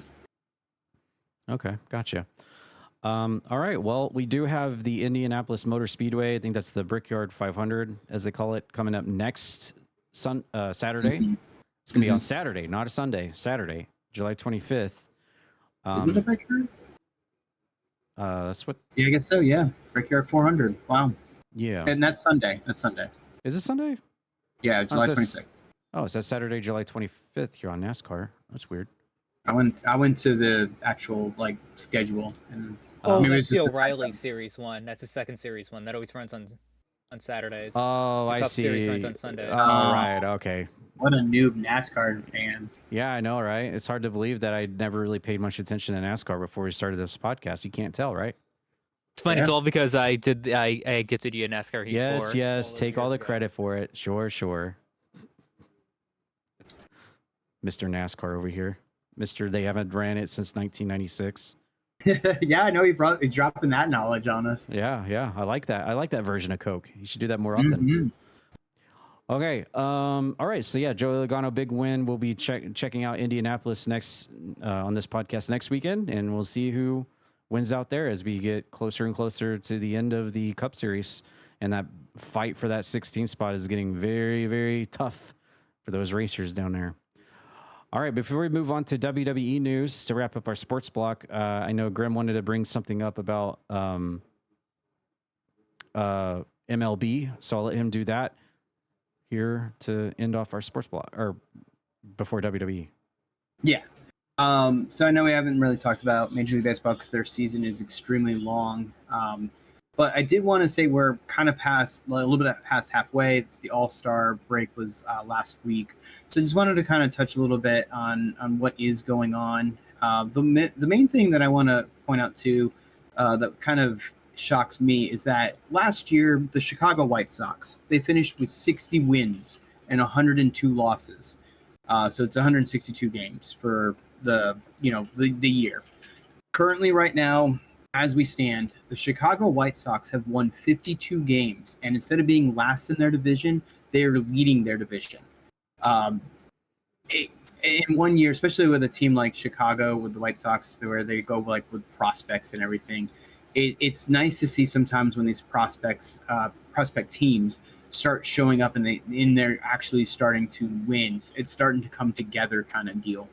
But a lot of MLB, the concern is a little bit is that some of these teams either have an insane amount of like run differential, or they don't really. And for example, like the Dodgers have 155 points like differential between like their wins and losses on how many runs they've scored compared to their opponents. Excuse me, that's what I meant to say. And the LA Dodgers are a super team. They have 63 wins. They are the best team in MLB, but they're only one up on the Milwaukee Brewers. So again, it's gonna be interesting to see how it goes down the line here with MLB. I believe there's 2 wild card spots with MLB now, so it's kind of neat. And we'll touch more about it when we get closer to the end of the season. But if you have a favorite MLB team, excuse me, and you actually believe that this is actually a sport, unlike some people that left early, go ahead and comment down below on your favorite MLB team and how they are doing, whether you're loving the season or you're just wishing it to be over right now and then, or right now and just get it over with. So. Yeah, we should have. Speaking of that person who's not here anymore, we should have a moon counter here on Toe Talk for how many times Raji goes to the moon in the middle of the podcast, or just isn't here at all. Yeah. So okay. Yeah, we'll have to go back and kind of figure it out. And we can definitely go back at Croakitoad.com because that site right there has everything there. You can click on the podcast. You can click on Spotify or YouTube and listen to it. Boom, right there. So that site, chef's kiss. Yes, absolutely. All right. Well, we're going to wrap things up with our sports block with some WWE wrestling news. We had Saturday night's main event taking place this past Saturday, obviously, as the name implies. And we'll just run through the card real quick. We had to kick off the show. We had the U.S. champion Trick Williams defeating Laredo Kid, non-title match to start off the show. So we had that. The next match was Fatal Influence defeating Paige and Brie Bella to win the women's tag team championships. So there's that. Fallon Henley and Lainey Reed winning the tag team belts. That might be their first tag championships since coming to the main roster. I'm pretty sure it is. But yeah, they take down Paige and Brie Bella. And fun story about Paige. I saw a thing on social media where I guess someone was asking her about her time in AEW. And she replied back and said, "My time there was okay, but I've always been a WWE lady." So I was like, "Oh, dang, okay." Mm-hmm. Her time in AEW in a nutshell, then. And then after that, we had the match that probably a lot of people were wanting to see and check out. This is the match that we talked about and mentioned here on the podcast before. But Danhausen defeating JD McDonough, no DQ match. Of course, we had lots of outside stuff because it was a no DQ. You had the Minihausens show up. You had Dominic Mysterio. We knew that was going to happen. We had what was it? A special referee as well. This is more Grem's territory with the New York Knicks. I'll let him comment on it after we're done. But after the match, we saw a couple of choke slams. We saw JD McDonough get choke slammed. We saw Dominic take the choke slam through the Slim Jim official table in front of the main. Oh, there's green shirt guy. I see green shirt guy. Hey, yeah, there he is. Still, with a smile and everything. Yeah, still doing it. Still in the black goatee on his chin. Still doing it. Wow. And then after that, we had the crazy and maniacal Lyra Valkyria with her new gimmick taking on Bayley, and she actually won. See a little bit of blood there on the face of Lyra Valkyria. It must have been a pretty brutal match, rightfully so, since Bayley drove her crazy. So that makes about sense. Get some color there. Then we had, I believe, I think this was the main event, and then we just had a post thing. Main event, CM Punk, the champion, teaming up with Cody Rhodes, who they're going to be facing off against each other at SummerSlam to take on Gunther and Sami Zayn. So basically, kind of like strange bedfellows tag match here in our main event for Saturday night's main event. But yeah, Punk and Rhodes walking out with the win. Did Sami Zayn take the loss? I'm sure he did. Let me see. it was from the crossroads. Muster M to strength hit Gunther with the GTS. Zayn jumped in the ring, broke up the pin. Appeared from under the ring, pulled the referee out of the ring. Oh, No, it doesn't look like it. Oh, It looks like Punk hit him Gunther. their GTS, and for Rhodes. Oh no, Gunther took the loss. Wow. Okay. Rhodes pinned Gunther, but Punk hit the GTS. So it was like one of those, like, I hit my finisher, but he stole my finisher. Yeah. Kind of finish there. Okay. But we have a lot of news about Nick Aldis here out of this event, by the way, with a match that was revealed for SummerSlam. But to end off our Saturday night's main event, we had Roman Reigns and Jalen Brunson squaring off with Seth Rollins and Tyrese Halliburton. So lots of New York Knicks involvement here between the Danhausen match and the thing to end off the show. Rightfully so. It was in Madison Square Garden. So, you know, all the New York Knicks fans there in their hometown got to get their, you know, see their heroes in a WWE setting, get the rub, if you will. But yeah, it seems like a pretty okay Saturday night's main event. Looks like a lot of storylines were continuing here. But yeah, Graham, what are your thoughts on Saturday night's main event? Was a good show. And how do you feel about all the New York Knicks stuff? Well, first off, it is the NBA champion New York Knicks. Oh my God. You'll get it right. You'll get it right. It's okay. It's okay. You know, going down the list real quickly, I don't know why the U.S.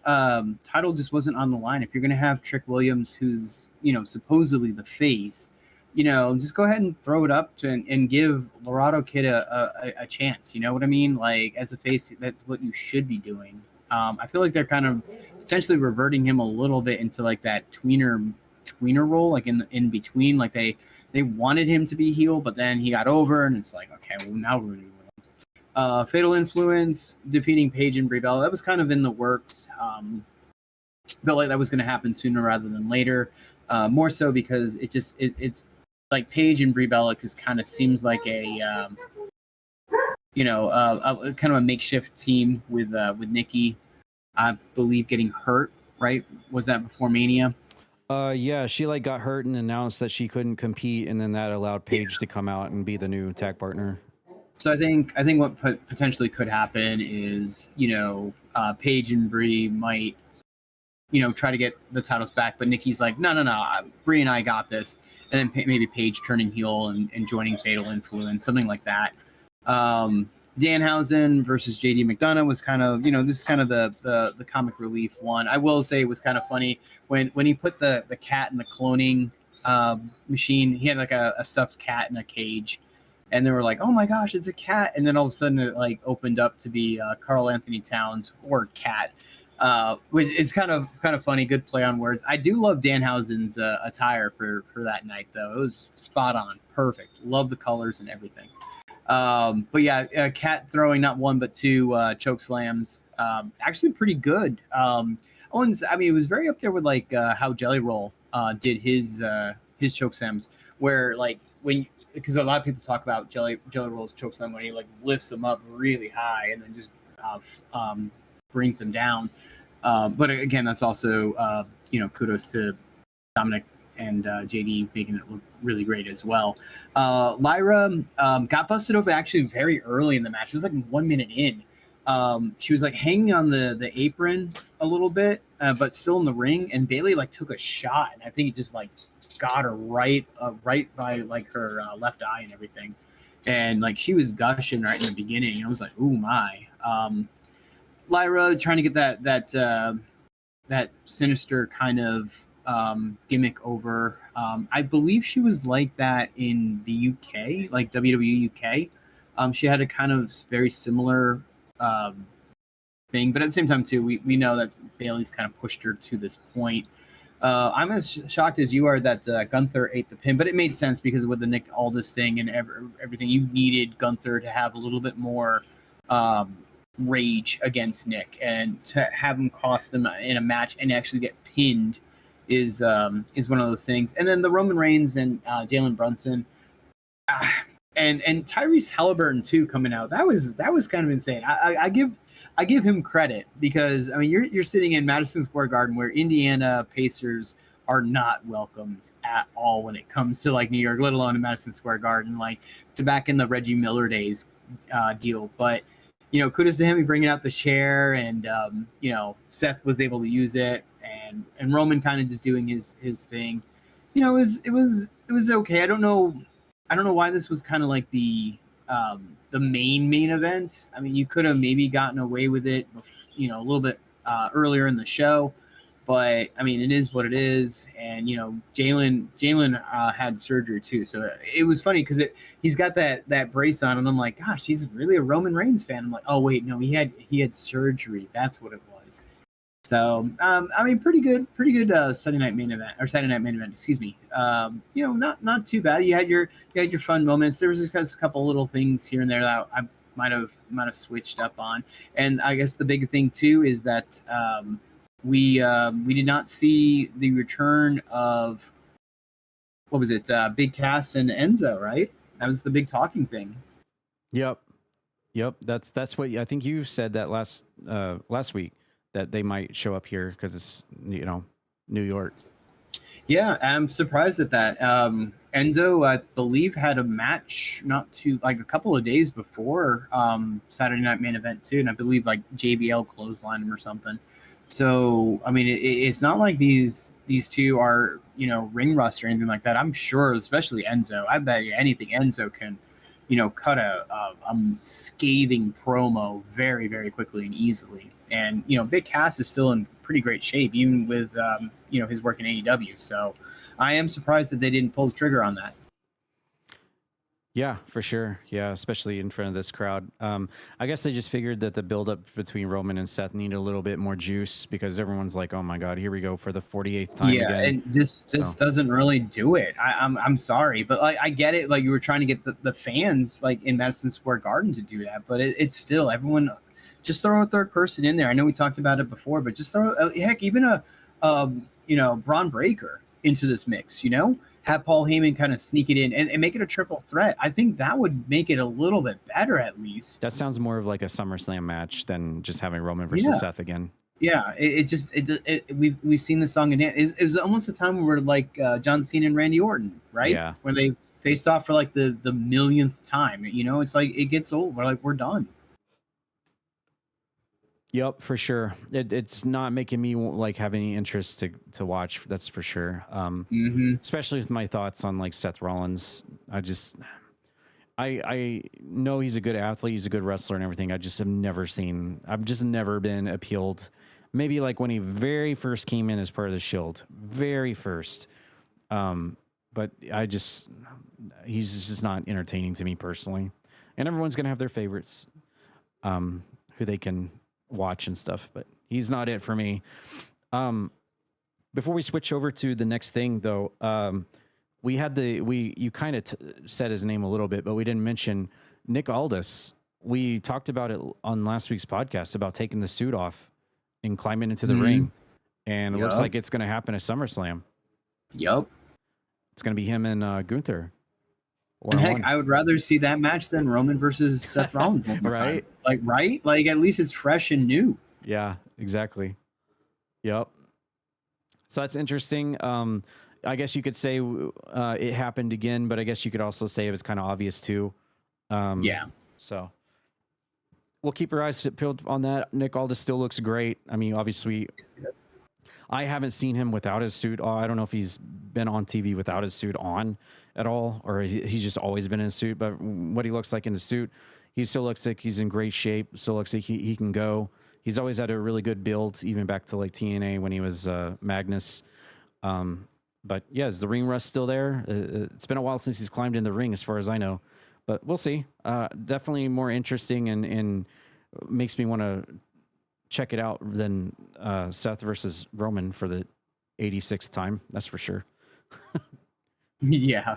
Maybe put Jalen Brunson and Tyrese Halliburton. Maybe handcuff them to the ring, or I know he's in the one. Jalen's injured, so he can't do much with them. But do something like that. It's SummerSlam. If not Jalen Brunson, find the next guy in line. Maybe that cat guy. Make it a tag match. Yeah, and add more people from the Pacers too, and just even it out a little bit. You know what I mean? And then like the Jalen thing can just kind of like you can kind of hide a little bit. I go back to the whole I always go back to WCW. I always go back to WCW because they started this whole deal, and then W is just trying to bring it back again with the whole Rodman and Karl Malone. Well, you had them in matches. You had them in tag matches. Obviously, you're not going to put them in a singles match because they're not wrestlers, but you put them in a special feature highlight match and put them in with 2 wrestlers. You have your tag match. So you got the cat guy who can obviously do a nice choke slam. Let him come into the ring, do a few spots, and then tag out. And then you put Tyrese Halliburton on the same. And then there you go. You have a SummerSlam match that's so much more entertaining. So much more eyes would be on it because, like, oh my God, Tyrese Halliburton is actually going to be in a tag match. And then you got this cat guy is going to be in his first WWE match. Oh my God, you have Jalen Brunson out there at ringside as the manager. Or like special guest enforcer or something like that. Yeah, something like that. Stupid. Maybe knock out. I don't know who's allied with Seth Rollins right now, but one of his flunkies have Jalen Brunson. Oh, no one right now? Oh, okay. He's by himself. Well, you know what? Becky Lynch. Have Becky Lynch come out and he knocks her out with the Nick's title belt in the middle of the match. And then you got buzz, you got popularity, you got people tuning in because, oh my God, all these NBA stars are in SummerSlam. But now you just have Roman versus Seth. And you know what you could do? I know it's going to sound stupid, but make it a tag team match, but make it for the title. And then all of a sudden, like, Kat or Tyrese can be pinned. You know what I mean? Yeah. And all of a sudden, like, you're like, oh no, like, obviously you're not gonna script it that way, but yeah, I can see it. Exactly. It adds that ultimate suspense. You're like, oh my God, Tyrese Halliburton could be the WWE champion. Woo. Yeah, and all of a sudden, like, he takes like a signature, like a Superman punch or something like that, and Halliburton like kicks out at like 2.9, and the crowd just goes nuts because they're like, "What?" Don't have it in the match, but don't pull the trigger on it like David Arquette. Yeah, but exactly. But have it in the match, and see, we're armchair booking SummerSlam, and it's already so much better right here on the podcast. Yeah, I know, right? We should just book it for them. Yeah. All right. So WWE Triple H, if you're listening, we're right here. Yeah, I mean we're. You're already watching CPW every Tuesday anyway. So yeah, so you might as well be listening to the podcast. You might as well go ahead and enter into everything. You know what? Just comment, say something. Might as well enter into the giveaway, which we'll be talking about here in a second because we completely forgot to mention that. But before we get to that, we had one thing that happened at the SummerSlam kickoff show. We're not going to play the whole thing, just where it gets nice and juicy. But we had Danhausen. As we all know, we love to track Danhausen's movements. This happened on Sunday. Yes. Sunday. Yes. Yeah. This was the SummerSlam Minnesota kickoff show. Danhausen was on stage. He was interrupted by Dominic and Liv Morgan. But we're going to play just the last bit of it because we love, obviously, tracking Danhausen's movements in WWE here on the podcast. So we'll just play this and see what happens when Liv Morgan comes back out to confront Danhausen. You are a loser. You are a freak. You don't belong here. You are good for absolutely nothing. And you are the ugliest man I've ever seen in my entire life. One, I am quite handsome. Two, don't forget, you're still cursed.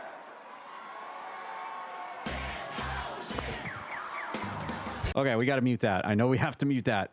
Yeah. Unfortunately, okay, okay, that's all it was. Okay, I thought it was going to be a little bit more.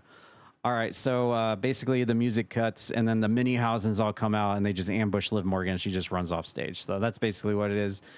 But yeah, we like to track Danhausen and his movements in WWE. So I will say I'm glad that he said you're still cursed instead of doing the whole "you are cursed" thing because it plays into the fact that yes, I know you're still cursed. I can't just say you are cursed because you are cursed. I did like that little touch from Danhausen, so kudos on that. Right. Yep. And he doesn't currently have a match for SummerSlam right now, right? No, he does not. I mean, this was the kind of the big match, but like, unless like Kit Wilson, and Miz kind of snap out, there's really nothing right now for him unless you want to put Los Garza. What's their name? Lars Garza, yes. But I mean, they dropped that like a bad habit. Like I haven't seen anything on them. So. All right. Well, we'll keep our eyes peeled. If he doesn't have an official match, he's certainly going to be wheeled out there to do something to the fans. Yeah, or like be the host. By the way, did you? This was shocking to me, but apparently this has been going on for a few years now. SummerSlam is going to be 2 days, like WrestleMania. Yeah, it has been going on for a couple of years, but yeah, they're That is insane.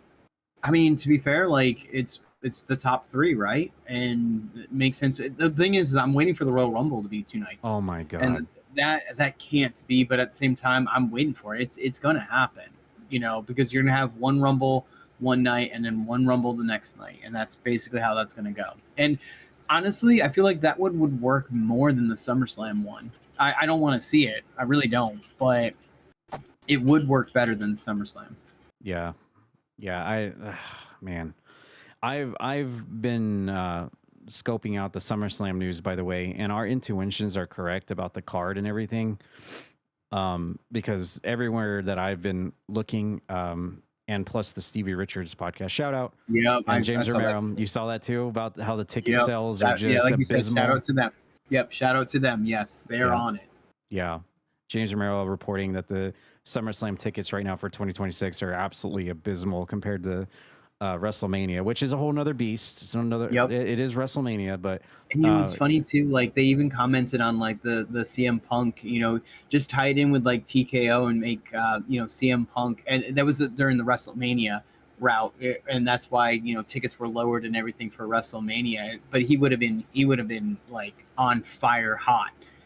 Punk going into Mania if he was the one that lowered ticket prices, but they don't do that. They just are like, you know, we're gonna just do it because it's America's birthday, and it's like, no, that doesn't work. Yeah, well, everything is outrageous right now for WWE. It's just absolutely outrageous right now. And then to tack that off, not to extend this podcast even further, but the whole I don't know if you saw the video about the WWE Club thing too, that he joined. And he said, that's another topic for another time. But yeah, that doesn't look too appetizing either. Yeah. Okay, well, we're going to end off our sports block here, but we did, in fact, forget to do this week's GTA 6 giveaway. I mean, we were trying to catch Raji coming back from the moon. So, right. I mean, give us a little bit of a, you know, slack. So this is definitely in a further part of the podcast than it is supposed to be, because we kind of touched on it, but I read through all your comments from last week, but completely forgot to drop this week's special hashtag keywords. So we're really testing you guys out now. Yes. Hopefully you've gotten this far into the podcast. And if you have, congratulations, you're going to get another entry in. Yes. But yeah, we'll drop this week's special hashtag keyword to enter into this week's GTA 6 special giveaway. The raffle is going to be taking place in November. We're going to do a grand prize of the $100 Ultimate Edition of GTA 6 on a platform of your choosing, whether it's Xbox or PS5. And then the secondary prize will be for the standard edition, $80 edition of GTA 6. So we will be giving away 2 different copies of GTA 6 come November. And each time you reply in the comments, that adds another entry into the raffle. You can do this as many times as you want, once per week, per platform, all the way up into November. So if you're doing it on YouTube, make sure to go over to Spotify. If you're doing it on Spotify, make sure to go over to YouTube. Those count as 2 entries per week. And then Apple Podcasts as well to enter in. But this week's special keyword for the GTA 6 giveaway is going to be Tommy. Hashtag Tommy or regular Tommy. If you can do hashtag Tommy, that'd be better for us. But hashtag Tommy is what you need to put into this week's podcast keyword giveaway. As in, for those that know the reference, you know, but for those that don't, it's Tommy Vercetti, the main character from Vice City. And since we're going back to Miami, might as well. Last week it was Lance Vance Dance, another reference to Vice City. This week it is hashtag or just regular Tommy. Just put that in the comments and you will receive an entry and a raffle entry into this week's GTA 6 giveaway. So that is your special keyword for this week. Sorry we put it back here. We just realized we went through all this whole podcast and never dropped it. So there you go. I'll make sure to include a bookmark to this as well in the video so that you can skip down to this and check out the keyword. All right, with that being said, we're going to move over to the Croakitoad community news, and we're going to talk about the streams that I did through the past week. And really, it was just one thing and then multiplayer. We got done with the Metal Gear Solid Snake Eater first playthrough, 100% collectibles. Then we went back again, and we did Metal Gear Solid Snake Eater Delta, and we beat it on Foxhound Extreme. We played it on extreme difficulty. We did it on Foxhound ranking, and that was for the last 2 achievements in Metal Gear Solid Snake Eater Delta for the Xbox. So we have 100% mastered the entire game. We got every achievement in the game. It is done. GG's 100%. The Foxhound difficulty was not as hard as I thought, because they added in this version of the game where if you enter into a new zone, it automatically saves and basically provides a quick save checkpoint. So if you enter into a zone and like 2 seconds later you get caught or whatever, you can just reload that save and start again, which makes it really easy because you get a save like every time. You just have to make sure you don't get alerted and then cross to a different thing, because then your save is locked in, and then you have to hope that the last time you hard saved was not like 2 hours ago. So while it was a little bit challenging in just a few little zones, it wasn't too bad. It wasn't too bad. And with CS there helping me, he was a big help. So kudos and shout out to Closing Sniper for helping me through that entire playthrough of Snake Eater Delta. We did do it. That was the highest voted game in the Croakitoad Discord server that people wanted me to play out of a list of like 15 different games. So I did it. You're welcome. I hope you enjoyed. After we got done with that, we did on the opening release day of the brand new Power Wash Simulator 2 DLC for Star Wars DLC. We played through that. It was about a 4.5 hour. Well, actually, it was more like 3 hours, because then we did some of the bonus jobs afterwards. But I believe it's 6 levels for Star Wars DLC for Power Wash Simulator 2. And as of right now, that video actually I uploaded of that content the day of has literally blown up on my YouTube channel. It currently has, it was uploaded 3 days ago at the time of this recording, and it currently has 165 views on that long form video, which is a little over 2 hours long. So that is absolutely nuts. That video has blown up like that. But then we would later realize that there was one achievement that did not unlock for us, which was to wash the AT-AT or the AT-AT, however you want to call it, without using any soap at all. I did not get that achievement when we were doing it online, so I will have to go back and rewash the AT-AT again, all over again, and make sure I don't use soap to 100% of that achievement. But otherwise, we got every achievement in it. Always a fun time on Power Wash Simulator. Always will play it, and when a new DLC comes out, paid or otherwise, I will always jump right on it to play that. And then after that, after we got done with that, we jumped into the Doom the Dark Ages DLC, brand new DLC. It's called Revelations. We're also going for 100% achievements on there as well. I'm currently playing on normal difficulty, although I might set it down to easy because there's no difficulty achievements related to it. Just basically going through the game, making sure you get enough currency / collectibles to upgrade your brand new weapon in the DLC for Doom the Dark Ages, which is like a spear. There's like a skill tree. You have to make sure you get enough currency throughout the levels to completely max out the skill tree. And that's like between that and just beating the DLC, that's most of your achievements right there done for it. A little bit longer DLC than I was expecting, honestly. There's, I believe, 5 or 6 levels to it, and each level takes about a little over an hour. So pretty chunky, healthy DLC there for Doom the Dark Ages Revelations. But yeah, I am in the process of it. I think I was going to try to stream it tonight, but at this rate, I don't think I'm going to do it. I might just hold off till Wednesday and just kind of finish off the last 3 levels. But the first part of my DLC playthrough should be up on my YouTube by the time you listen to this, so you can check it out. And then, of course, I'll be going back to mop up any achievements I missed or collectibles or whatever to fully max out in 100% Doom the Dark Ages once again and finish that DLC. And then the last 2 streams we did this week was just 2 multiplayer streams back to back. We had a lot of fun with Funnel Runners. And again, thank you so much, Funnel Runners, for the developer, for dropping those keys and coming into our YouTube comments last week and just dropping in and said, hey, you want some keys? well, yeah, we'll take some keys. We definitely put them to good use on Saturday and Sunday. We did 2 nights of it. You can expect a lot of content here on our YouTube between shorts and long form content of Funnel Runners. Where there were so many funny moments and just great. Game is really awesome. Really enjoyed it. We had a lot of fun playing Funnel Runners. We also did a run of Pratfall the first night. I believe it was the first night.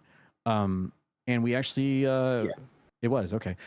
Myself and Jen Von Lee actually made it down to the end of Pratfall ourselves a few months back. So we had already made it there, but I was with a ragtag group of people this time around, about 6 or 7 people, and we actually made it to the end. I think I had like 24 revives by the time I was down there, which was absolutely insane. But I was kind of like the person that would go around to body and revive and keep it going and go and revive. Kind of like the support that I love being in most of my games. But together we made it all the way down and rescued our dog at the end of Pratfall. So congratulations to everyone who was a part of that run. And that was my second time getting to Pratfall, and now everyone has unlocked the first cosmetics for beating Pratfall, which is like the clown hair and the stuff on and the new pickaxe. So it was fun, and it was fun to let everyone experience what the end of the game looks like with like the dog and the camera down at the very bottom with the yarn area. And just fun as a group rather than just while me and Jen doing it together was more like intense because they're like, oh my God, are we actually gonna do this? One wrong move could be disaster. This one was more like a laid back, just fun with a whole group of people kind of experience because there were so many people in there, and it was really a lot of fun. So GG's and congrats to everyone who was there to join. We also did some golf with your friends as well. Always a fun time. Always a nice little go-to for playing stuff. We also did NASCAR, of course, NASCAR 25. We also did Dodge Brawl again, which was just the demo. We're still waiting on that full game release of Dodge Brawl, but man, what a time. What a fun time Dodge Brawl is. That is another game that is definitely going to be played a lot in this community, because when you have the ability to have, I believe it was like 32 max players come in and dodge. You can have 16v16 and dodgeball in this game. So much fun. I absolutely love it. And we had 2 more players than we did the last time playing dodgeball. So that was fun to get so many people involved in that. And then the second night we did more Funnel Runners. So there you go. We played Funnel Runners both nights back to back. We didn't get a chance to do Helldivers, but we did do more Mecha Chameleon as well with a bit more players this time around, and got to really experience the game when you have a little bit more people involved. It was a lot of fun, and try out some of the new maps and new modes this time around. But yeah, that was basically our last 2 nights of streaming this week. Again, I thought I was going to do more, finish off the Doom DLC, but at this rate, I think I'm going to hold off till Wednesday since, obviously CPW is on Tuesdays, which we will move into now. Oh, and I completely forgot to bring that up here. So let me bring up the results from this week's CPW here, and we will go into our CPW report for this week. Unless Grem has anything you want to add for any of the streams we did this week. No, just that if you ever want to tag along when it comes to like our multiplayer nights and you are listening to us at the podcast, again, just visit us at twitch.tv/Croakitoad. Usually Saturday nights are our multiplayer nights. We welcome new players if they own the game and everything, just to have a little fun. And again, it is a fun time when we do multiplayer nights. So, yeah. Yeah, as a matter of fact, we played with 2 brand new people on Funnel Runners last night. One of them was a level 54, and he saw me through YouTube live stream, because I was YouTube live streaming it. And, oh, well, there you go. Nice. And he jumped in, and he had a friend that also wanted to play, so we played with the 2 of them. So if either of you are listening to this podcast right now, thanks for joining in last night. Okay, we're going to move over to the CPW report. And this week's CPW was just another show in the middle of July here as we move towards Scars and Stripes on the last Tuesday of July, which is the 28th.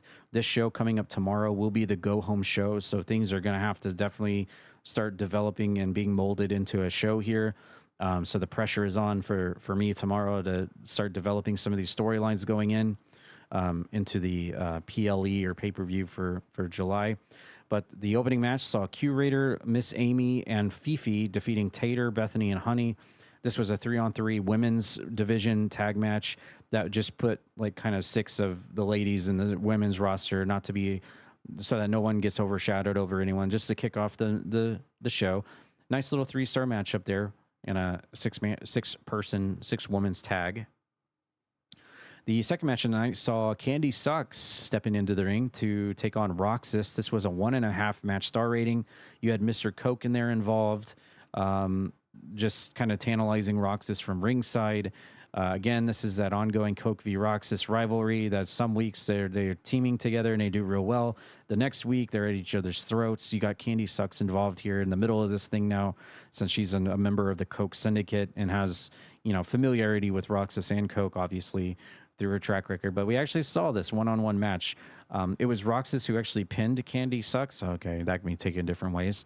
And that 3-way match that we had a few weeks back when it was supposed to be Mr. Coke versus Roxas, Candy Sucks inserted herself, that can also be taken the wrong way, into that match. And she was the one that took the pin by Roxas so that he could win the match. But then she comes back and defeats Roxas by count out, I believe it was. She rolls back into the ring before the 10 count, and Roxas loses by count out before the match can even really get started.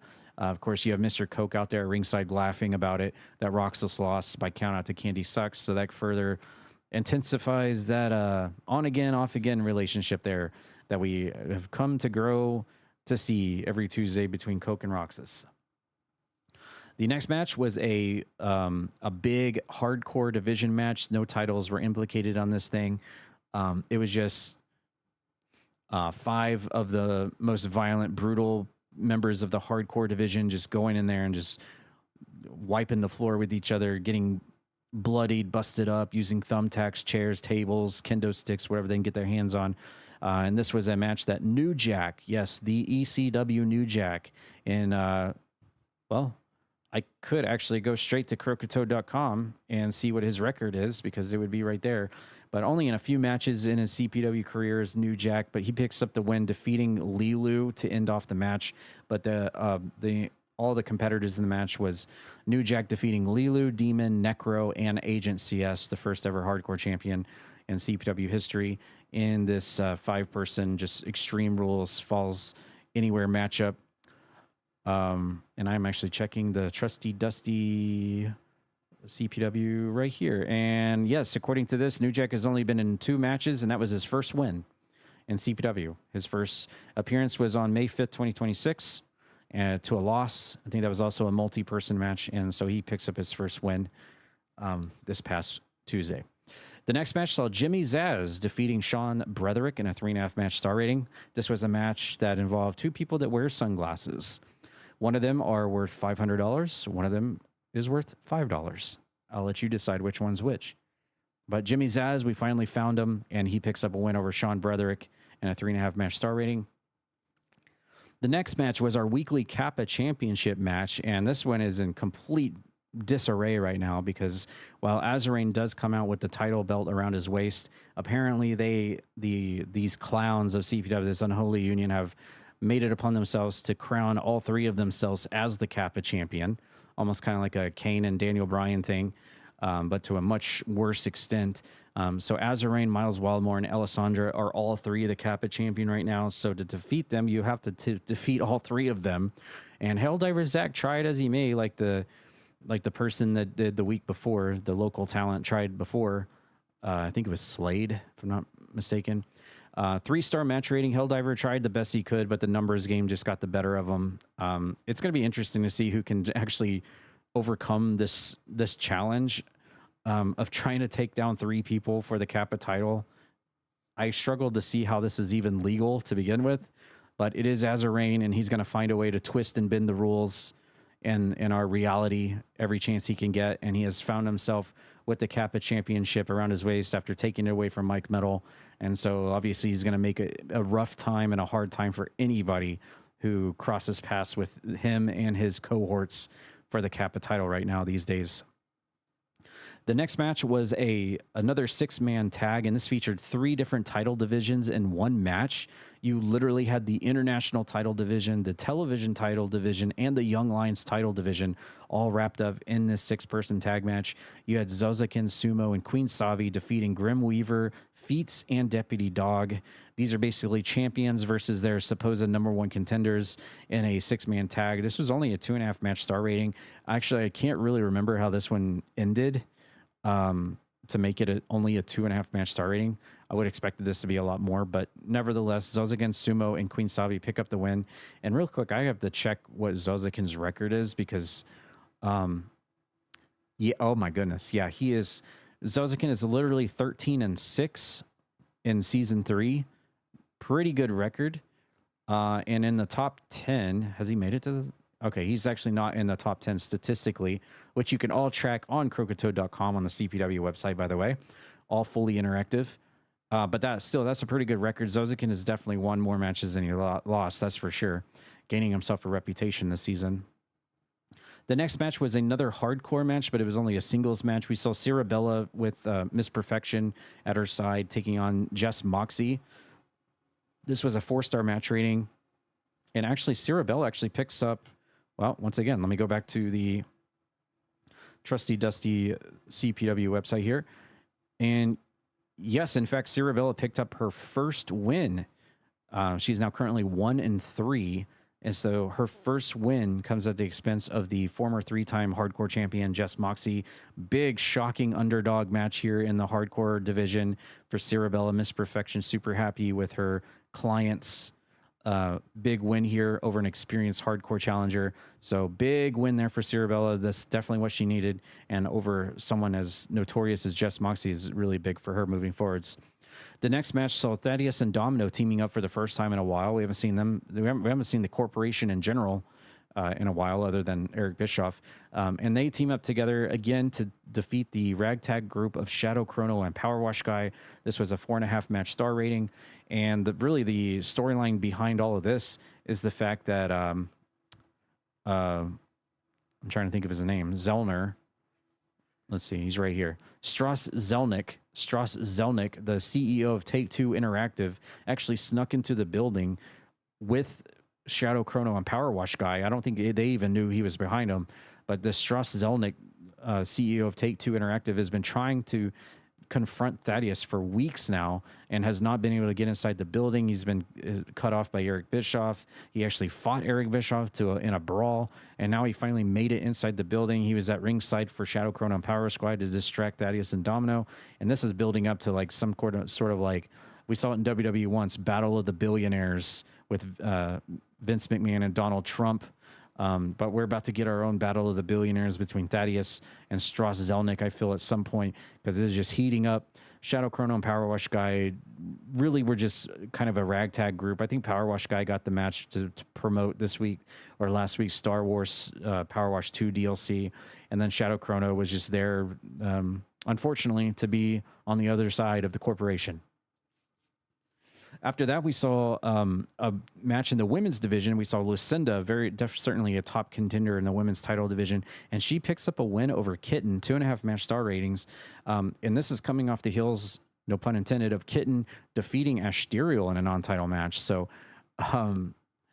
you would think if Kitten got the win here over Lucinda 2 weeks back to back, she would be riding high and definitely have soared through the women's title divisions to get ever closer to Celestia and that title belt.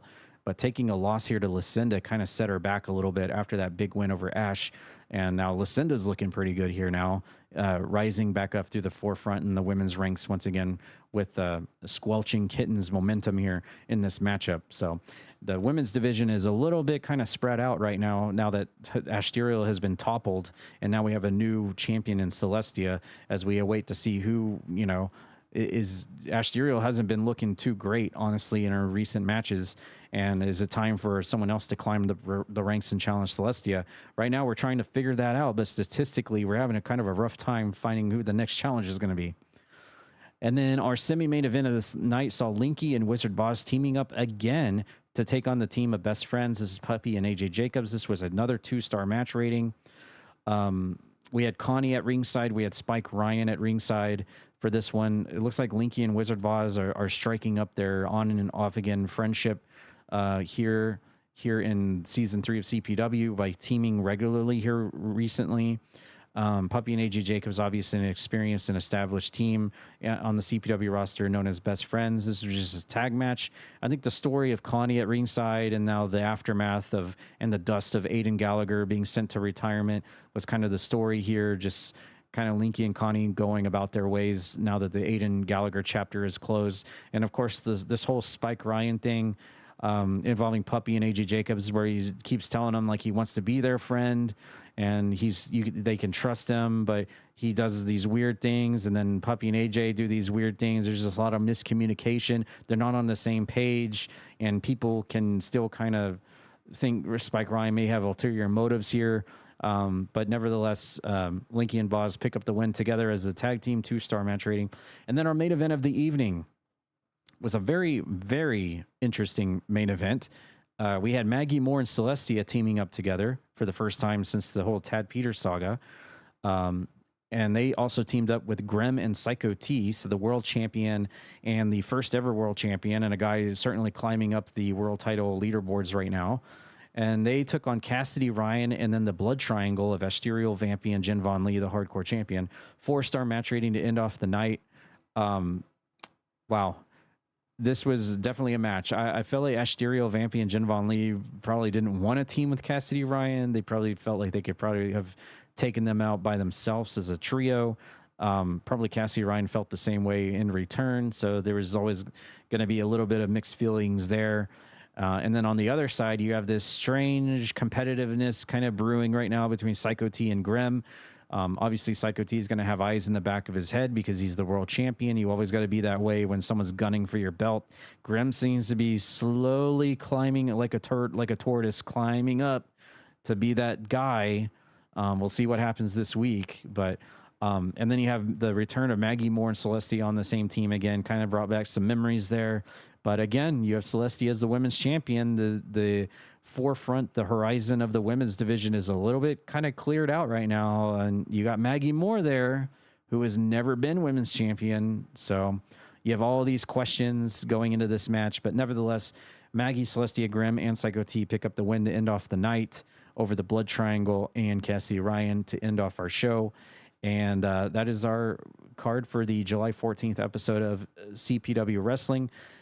Again, of course, we'll have more feud storylines and plots developments happening this week, as it is the go home show before Scars and Stripes, developments and aftermaths from everything you saw on this night here last week. And so I guess I'll drop my match of the night here. Honestly, this one's kind of a tough one, actually.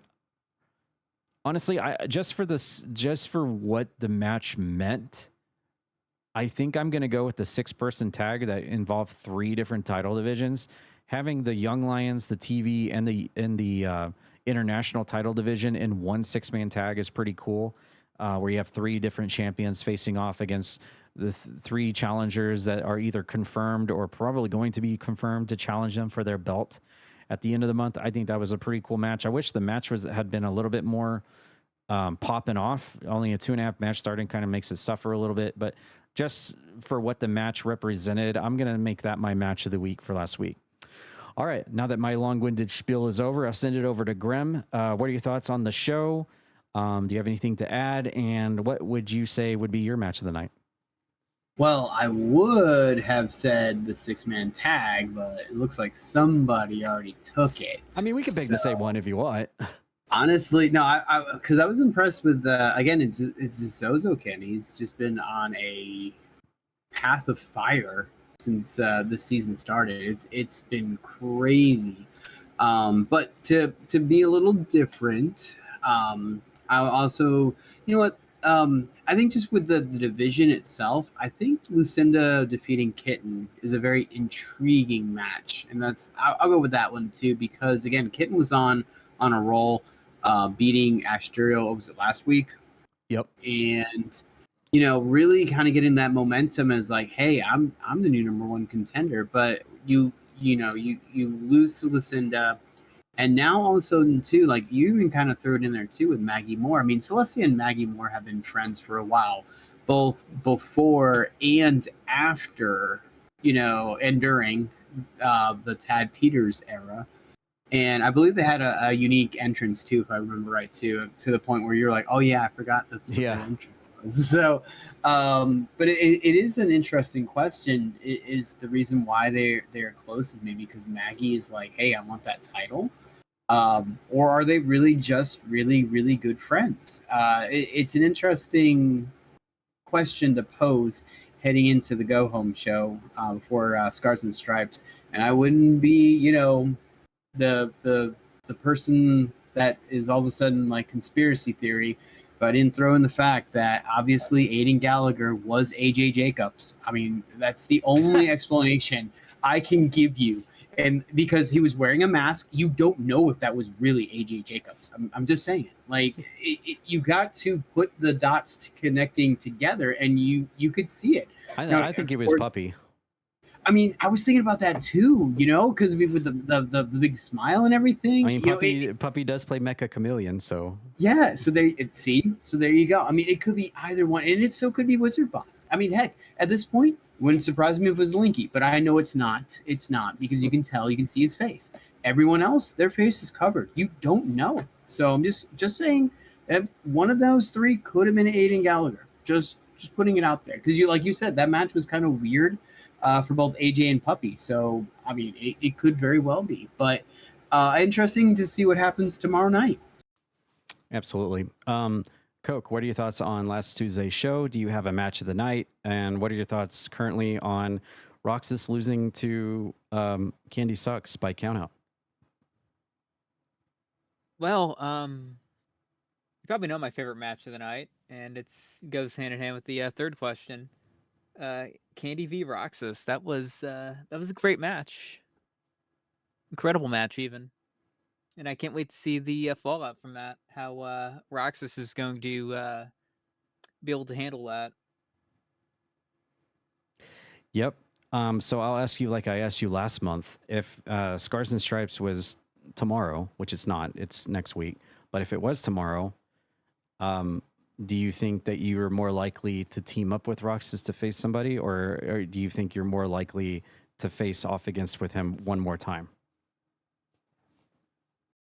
As it stands now, I think I'm more likely to face off against them one more time, and then we'll take it from there. And I hope he's prepared to lose. Well, as I say in the wrestling business, never say never. So we'll have to see if we get Kofi Roxas one more time, and what kind of involvement Candy Sucks is going to have in the match, since she seems to be all over this rivalry between you two right now. By the way, does she like you more or Roxas more? Can you answer that? Well, I can say she has she tries to avoid Roxas if at all possible outside the ring. Okay. So basically what most people do. Gotcha. All right. Well, that will wrap up our CPW report for this week. We've only got two things left to do, and that's talk about all of you, the Twitch Croakitoad stream team, and what you guys have been doing this week, and reveal Streamer of the Week. So with that being said, we'll move over to that, and we'll just run down the list here real quick of the Croakitoad stream team and what you guys have all been streaming and working on this week. We do have a special post from Lucinda. Thank you for dropping that, by the way, Lucinda, without even me asking. Yeah, I don't think I did ask this week, and you did it anyway. So thank you, Lucinda. That's awesome that you do that. And Maggie did too as well, by the way. So I'll just read these real quick. Puerto Rican Chipmunk Maggie said, I'm finishing up regular cleaning area on Power Wash 2 with Nate. Okay. And then Lucinda says, for my update this week, we're getting deep into AC Black Flag Resynced. Looks like we're about 35% main story, but we really hit the main story hard today. Going to be doing some more exploration and story later this week. And that was from Lucinda this morning at the time of this recording. So that's awesome, Lucinda. You're fully through God of War, and now you're well into AC Assassin's Creed Black Flag Resynced. That's awesome. Are you going for any kind of like achievements or 100% completion? Or are you just having fun with the story and whatever happens in terms of completion and achievements and trophies and stuff, let me know, because I know sometimes you like to go for trophies and stuff and sometimes you don't. That being said, we'll go through the list of everyone on the stream team and see what they were up to this week. We have Lucinda actually at the very top of the list, who was in fact playing Assassin's Creed Black Flag Remastered. Then we have Zozakin, who is playing some more of his Archipelago World Weekly Heavyweight Championship tournaments, and then games and demos, and Karto. We had Raji, who apparently was streaming from the moon playing Wild Arms. I wonder how the Wi-Fi is up there and how he was able to stream Wild Arms this week. I would ask him, but he's not here. Then we had Roxas997, who is playing Final Fantasy VII Ever Crisis this week. We had Dark Sage Ron, who is playing IRL. Congratulations, Dark Sage Ron, on the release of your novel book that is available on Amazon. Really can't wait to get that and see your autograph on your book. We had RE Kitten 137, who is playing POW World. I was there for that and raided into that, and also playing Baldur's Gate 3. And that's actually a game we forgot to do over the weekend. Not that we had time to do it, but the POW World 1.0, which we talked about on the podcast a few weeks back, released. And Kitten was playing that, but we didn't get a chance to really jump into that. But I really want to play it. I really thought you were going to say we didn't play Baldur's Gate 3, and I was like, oh my God, really? No. Like you, Dad, of all people? Yeah, game of the year, multiplayer game of the year, Baldur's Gate 3. Yeah. Wow. Mm-hmm. No, POW World, that's been a lingering thing for me to do ever since I got the original 1000 gamer score. There's been so many achievements added to it after the fact. And I love how there's crossplay and I can get on my Xbox and go for achievements while playing with everybody on the PC. That does sound very appealing to me, and I want to do that. It's just finding the time. I've got so many games right now and projects and stuff I'm working on. Once I get some time to like sit down and really dedicate like maybe a week to POW World, then I'm gonna go balls to the wall on it. And Mosher's already got his server set up for us. That is full crossplay, and anyone can jump in. Drop in, drop out, and that'd be perfect for me on my Xbox account as I try to look up strats and exploits and stuff to try to knock out those POW World achievements, because some of those are very grindy. Then we have Feats Beats Games, who is playing more Thief Gold and TRLEs. I was at a couple of Feats' Thief Gold streams, checking out Thief for the first time. Looks like a very intriguing game. Doesn't really give you a whole lot of information to go on, though, on the mission and checkpoint system, though. It just basically is like, I noticed this watching, I was like, and Feats was even confused a few times. I was like, go over to that tree over there and look at the stone. It's like, okay, cool. Could you be a bit more descriptive? No, it doesn't. So yeah, Feats, hopefully you're getting through Thief Gold okay. Hopefully with a walkthrough. We had Jin Von Lee coming in. I completely missed this stream, for shame. I would have loved to have been there for Peak and Pratfall with Jen. But she was playing those two great games this week. We had the Chain TV, who was playing Rhythm Heaven Groove this week. I'm sure he'll be posting in our YouTube comments going, time for another Tad Talk. First comment. Then we had last week's Streamer of the Week coming in with some World of Warcraft and Fortnite again. So good to see Zazarus back again. 2 weeks back to go. Back to back, playing some games. We had Puddle Duck 22, one of our two-time winners of the Streamer of the Week, playing more Disney Dreamlight Valley, Plastic Duck Simulator, which is right up her alley for her gimmick. Then we had Necro playing Iron Nest, Heavy Turret Sim, and Satisfactory. Those are the two games he played last week, I believe. Same with Zazarus. Then we had Urkamis, who was coming in to play some Pop You Com. Not sure what that is. Never heard of it. And then Resident Evil 3. So shout out to Urkamis there. Then we had Agatha, who came in and was like a wrecking ball this week. She was playing Echoes of the Living, GoldenEye 007, Just Chatting, Dead as Disco, Hollow Knight, Kena, Bridge of Spirits. Oh, yeah. Vampire Survivors, Jump King, Euro Truck Simulator 2, Silent Hill 2. And she had 4 total streams this week, one of which was a 12-hour stream. Gee, I wonder who's going to get Streamer of the Week this week. Then we had Burnsy coming in, and he was playing some Stardew Valley, Call of Duty Black Ops 1, and Call of Duty Black Ops 2. Tommy Spud was entering back into the streaming world again. He was doing eBaseball Pro Spirit. We'll be hanging out with Tommy Spud and Raji about a month from now at QuakeCon in person. That's if Raji can come down from the moon in time. I was gonna say you're gonna go to the moon with them. Yeah, Okay, that's fun too. He's gonna have to drive from the moon and meet me here. Yep. All right, we had It's Pocket, who is playing some Star Wars Outlaws this week. I am Daniel McGee, jumping into some Fortnite this week. We had JoJo Spud 247 once again playing a little bit more of that Ground Zero, featuring our good friend OG Brad Vickers. Once more, we had Lilu Horrors jumping in to play some Craven Manor, Don't Face Up, Amanda the Adventurer, Nebraska, Mr. White, One Night at Barney's 3. I am intrigued by that game. The Sewer Job, The Place of Unrest, Palmyra Orphanage. I have played that.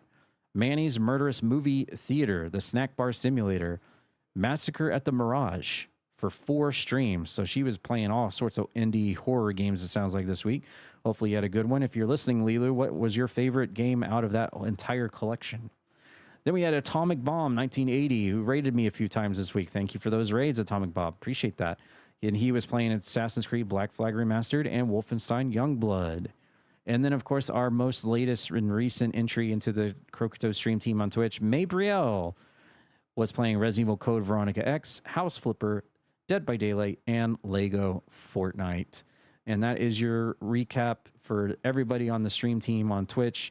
You guys continue to keep on plugging away, playing your favorite games, achieving your goals and milestones for streaming. Good to see everyone jumping in and streaming and stuff and doing what you do.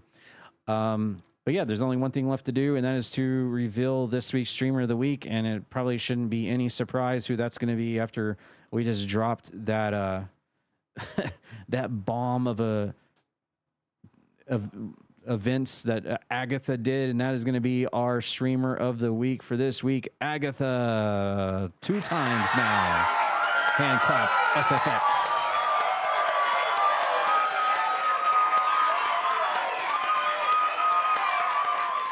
Yes, yes. And as we go to our trusty dusty croakitoad.com, we can go back and track every Streamer of the Week, all 17 of them, and we can go down, scroll down, and see that Agatha was, in fact, our 14th Streamer of the Week, winning back on June 21st on the episode 16 of our Toad Talk podcast. So Agatha, now a 2-time winner, and wins it again with that big chunk of a stream and marathon that she had this week.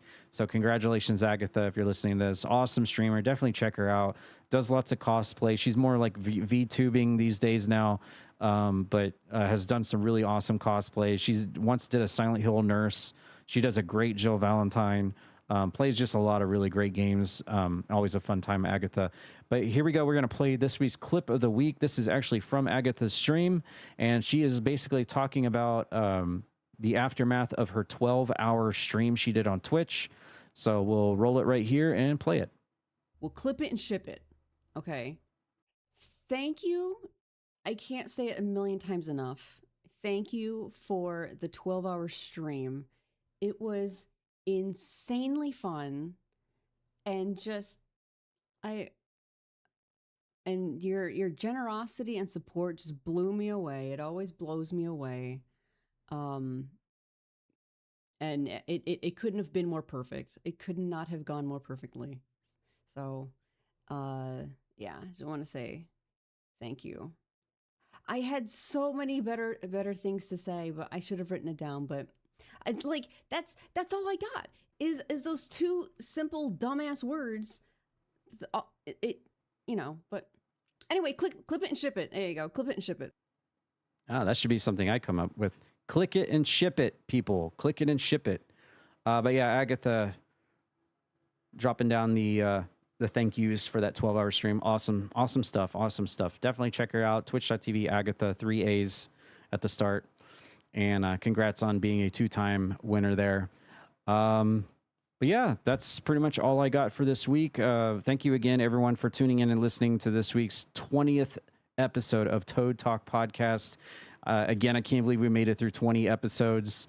It's awesome. I'm really loving this project. I didn't know how it was going to start, kind of rocky at the beginning, just trying to figure out how everything was going to go. But I think we've found a nice little format and a template to go by each week. Obviously, we could always drop this down and make it shorter as we near the 3-hour mark. this final video is going to go over 3 hours, but we had a lot of games and movies this week to talk about for a change, which was nice. But yeah, it's been fun, and I have had a really fun time doing this podcast through 20 episodes. So thank you all for joining us and supporting us, listening wherever it is you're listening. And I do apologize about not doing the GT6 giveaway earlier. I was so busy trying to read off your comments, I forgot to do it, but it will be bookmarked, so you can easily get to it, even though it's further down in the podcast this week. But yeah, make sure to enter those entries. We are gathering up all of your raffle entries, and we'll be collecting them all for November. So that is it for me. Grem, do you have any final thoughts? I kind of do, actually. First off, here's to another 20 more and then some, obviously. The podcast has been very, very special. It's been a heck of a lot of fun. You all don't know on how much Tad really does a lot in terms of preparing, getting everything ready, making sure we're all here and trying to accommodate us as well. So thank you, Tad, personally. I know you don't get enough thanks. You really don't. But thank you for making this not only happen, but continuing it and keeping us kind of on the right ship.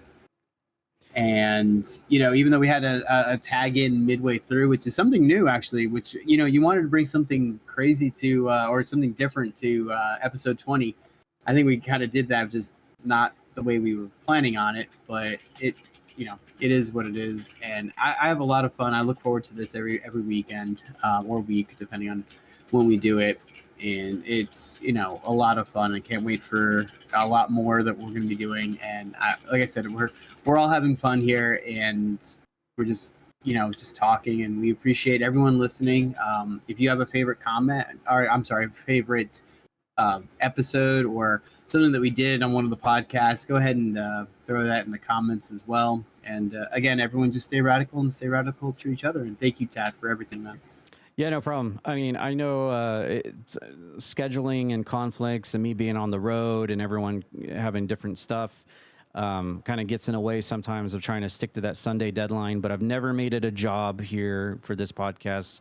I never, forced anything. It's always been a casual environment, and we want to do this for fun because we have things we want to talk about, and there's topics that we all have an interest in certain degrees that we want to bring every 7 days to all of you listeners out there. And we know that all of you members of the Croakitoad community on Twitch and YouTube enjoy listening to our takes and what our thoughts were for the week and everything. So yeah, I mean, I do appreciate that. Thank you for saying that. There is a lot of work that goes into like the organizing and making sure all the episodes are up and getting the content up and, making sure that people actually notice and see our podcast, which that was a huge thing last week that really put a smile on my face, honestly, was the fact that we talked about funnel runners and just the discussion itself through, how we're uploading the videos now and getting the SEO out there and getting the hits and people being able to find out about us, our conversations we're having on the video, that the developer of Funnel Runners was able to find our video podcasts and, come into our comments and then, ask if we want to play the game and drop some keys. That put a smile on my face, and I was so happy to see that. And it let me know that this is working, and it's steadily growing. It's a slow growth, but yeah, we appreciate all of you listeners out there. I'll take some of the credit. Thank you. But really, take a little more than that, but yeah. But, and guys, too, really, like, we do this all in like one take too. I don't know that we say that enough, but like, we just do one take and that's it. There's no cutting, there's no like editing out or anything like that. We just go. So, and I think that's what makes this podcast really, really special, is that we can just kind of go and just do what we need to do. We don't have to go back and edit something. Like, even forgetting about the GTA thing, right? Like, we're not going to edit that and put it in the beginning. We're just going to keep it where it is. It's just how we do this podcast. And I really think that also brings an element to just on how great this podcast really is and will be. Yeah, I would suspect that most people that do their podcast, they go back, they edit it, they truncate it down, they do all the specials. Man, we record this one take, like you said. We just do this one go. That's it. What happens. And I think that makes I think people can probably understand that when they start diving into our podcast, now 20 episodes in, and realize, okay, this is raw. Like there's like they stay on point. They don't go off into the weeds like we are right now. They kind of stay on point, stay on topic. They realize that they need to keep the podcast short and to retain us listeners here without going off into some meaningless diatribe. But at the same time, it's raw, it's one take, it's right there, and it's real. So honestly, thank you all listeners out there. Thank you for watching, continuing to support the show, the on the YouTube, Spotify, or Apple Podcasts. And we wouldn't be here where it is without you guys coming in and dropping your comments and supporting us and listening to us every week. So thank you.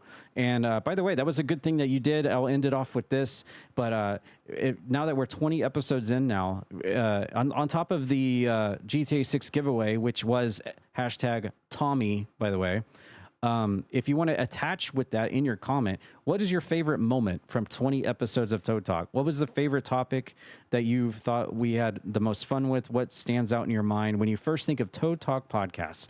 What is the first thing that comes to your mind? What is the first thing that you remember thinking about or hearing us talk about? Or was there a moment that one of us mentioned or said, or what comes to your mind? I'm interested to hear now that we're 20 episodes in, and I will read off all of your comments on next week for the 21st podcast. So drop all of those down. Let us know. I'm really intrigued to hear what your thoughts are.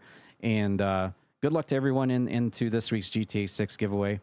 But yeah, that will do it for this week. Thank you all for 20 podcasts. We'll be back next week with episode 21 with lots more games, movies, news, and stuff around the Croakitoad community. And we'll see you next week. Thanks, everybody.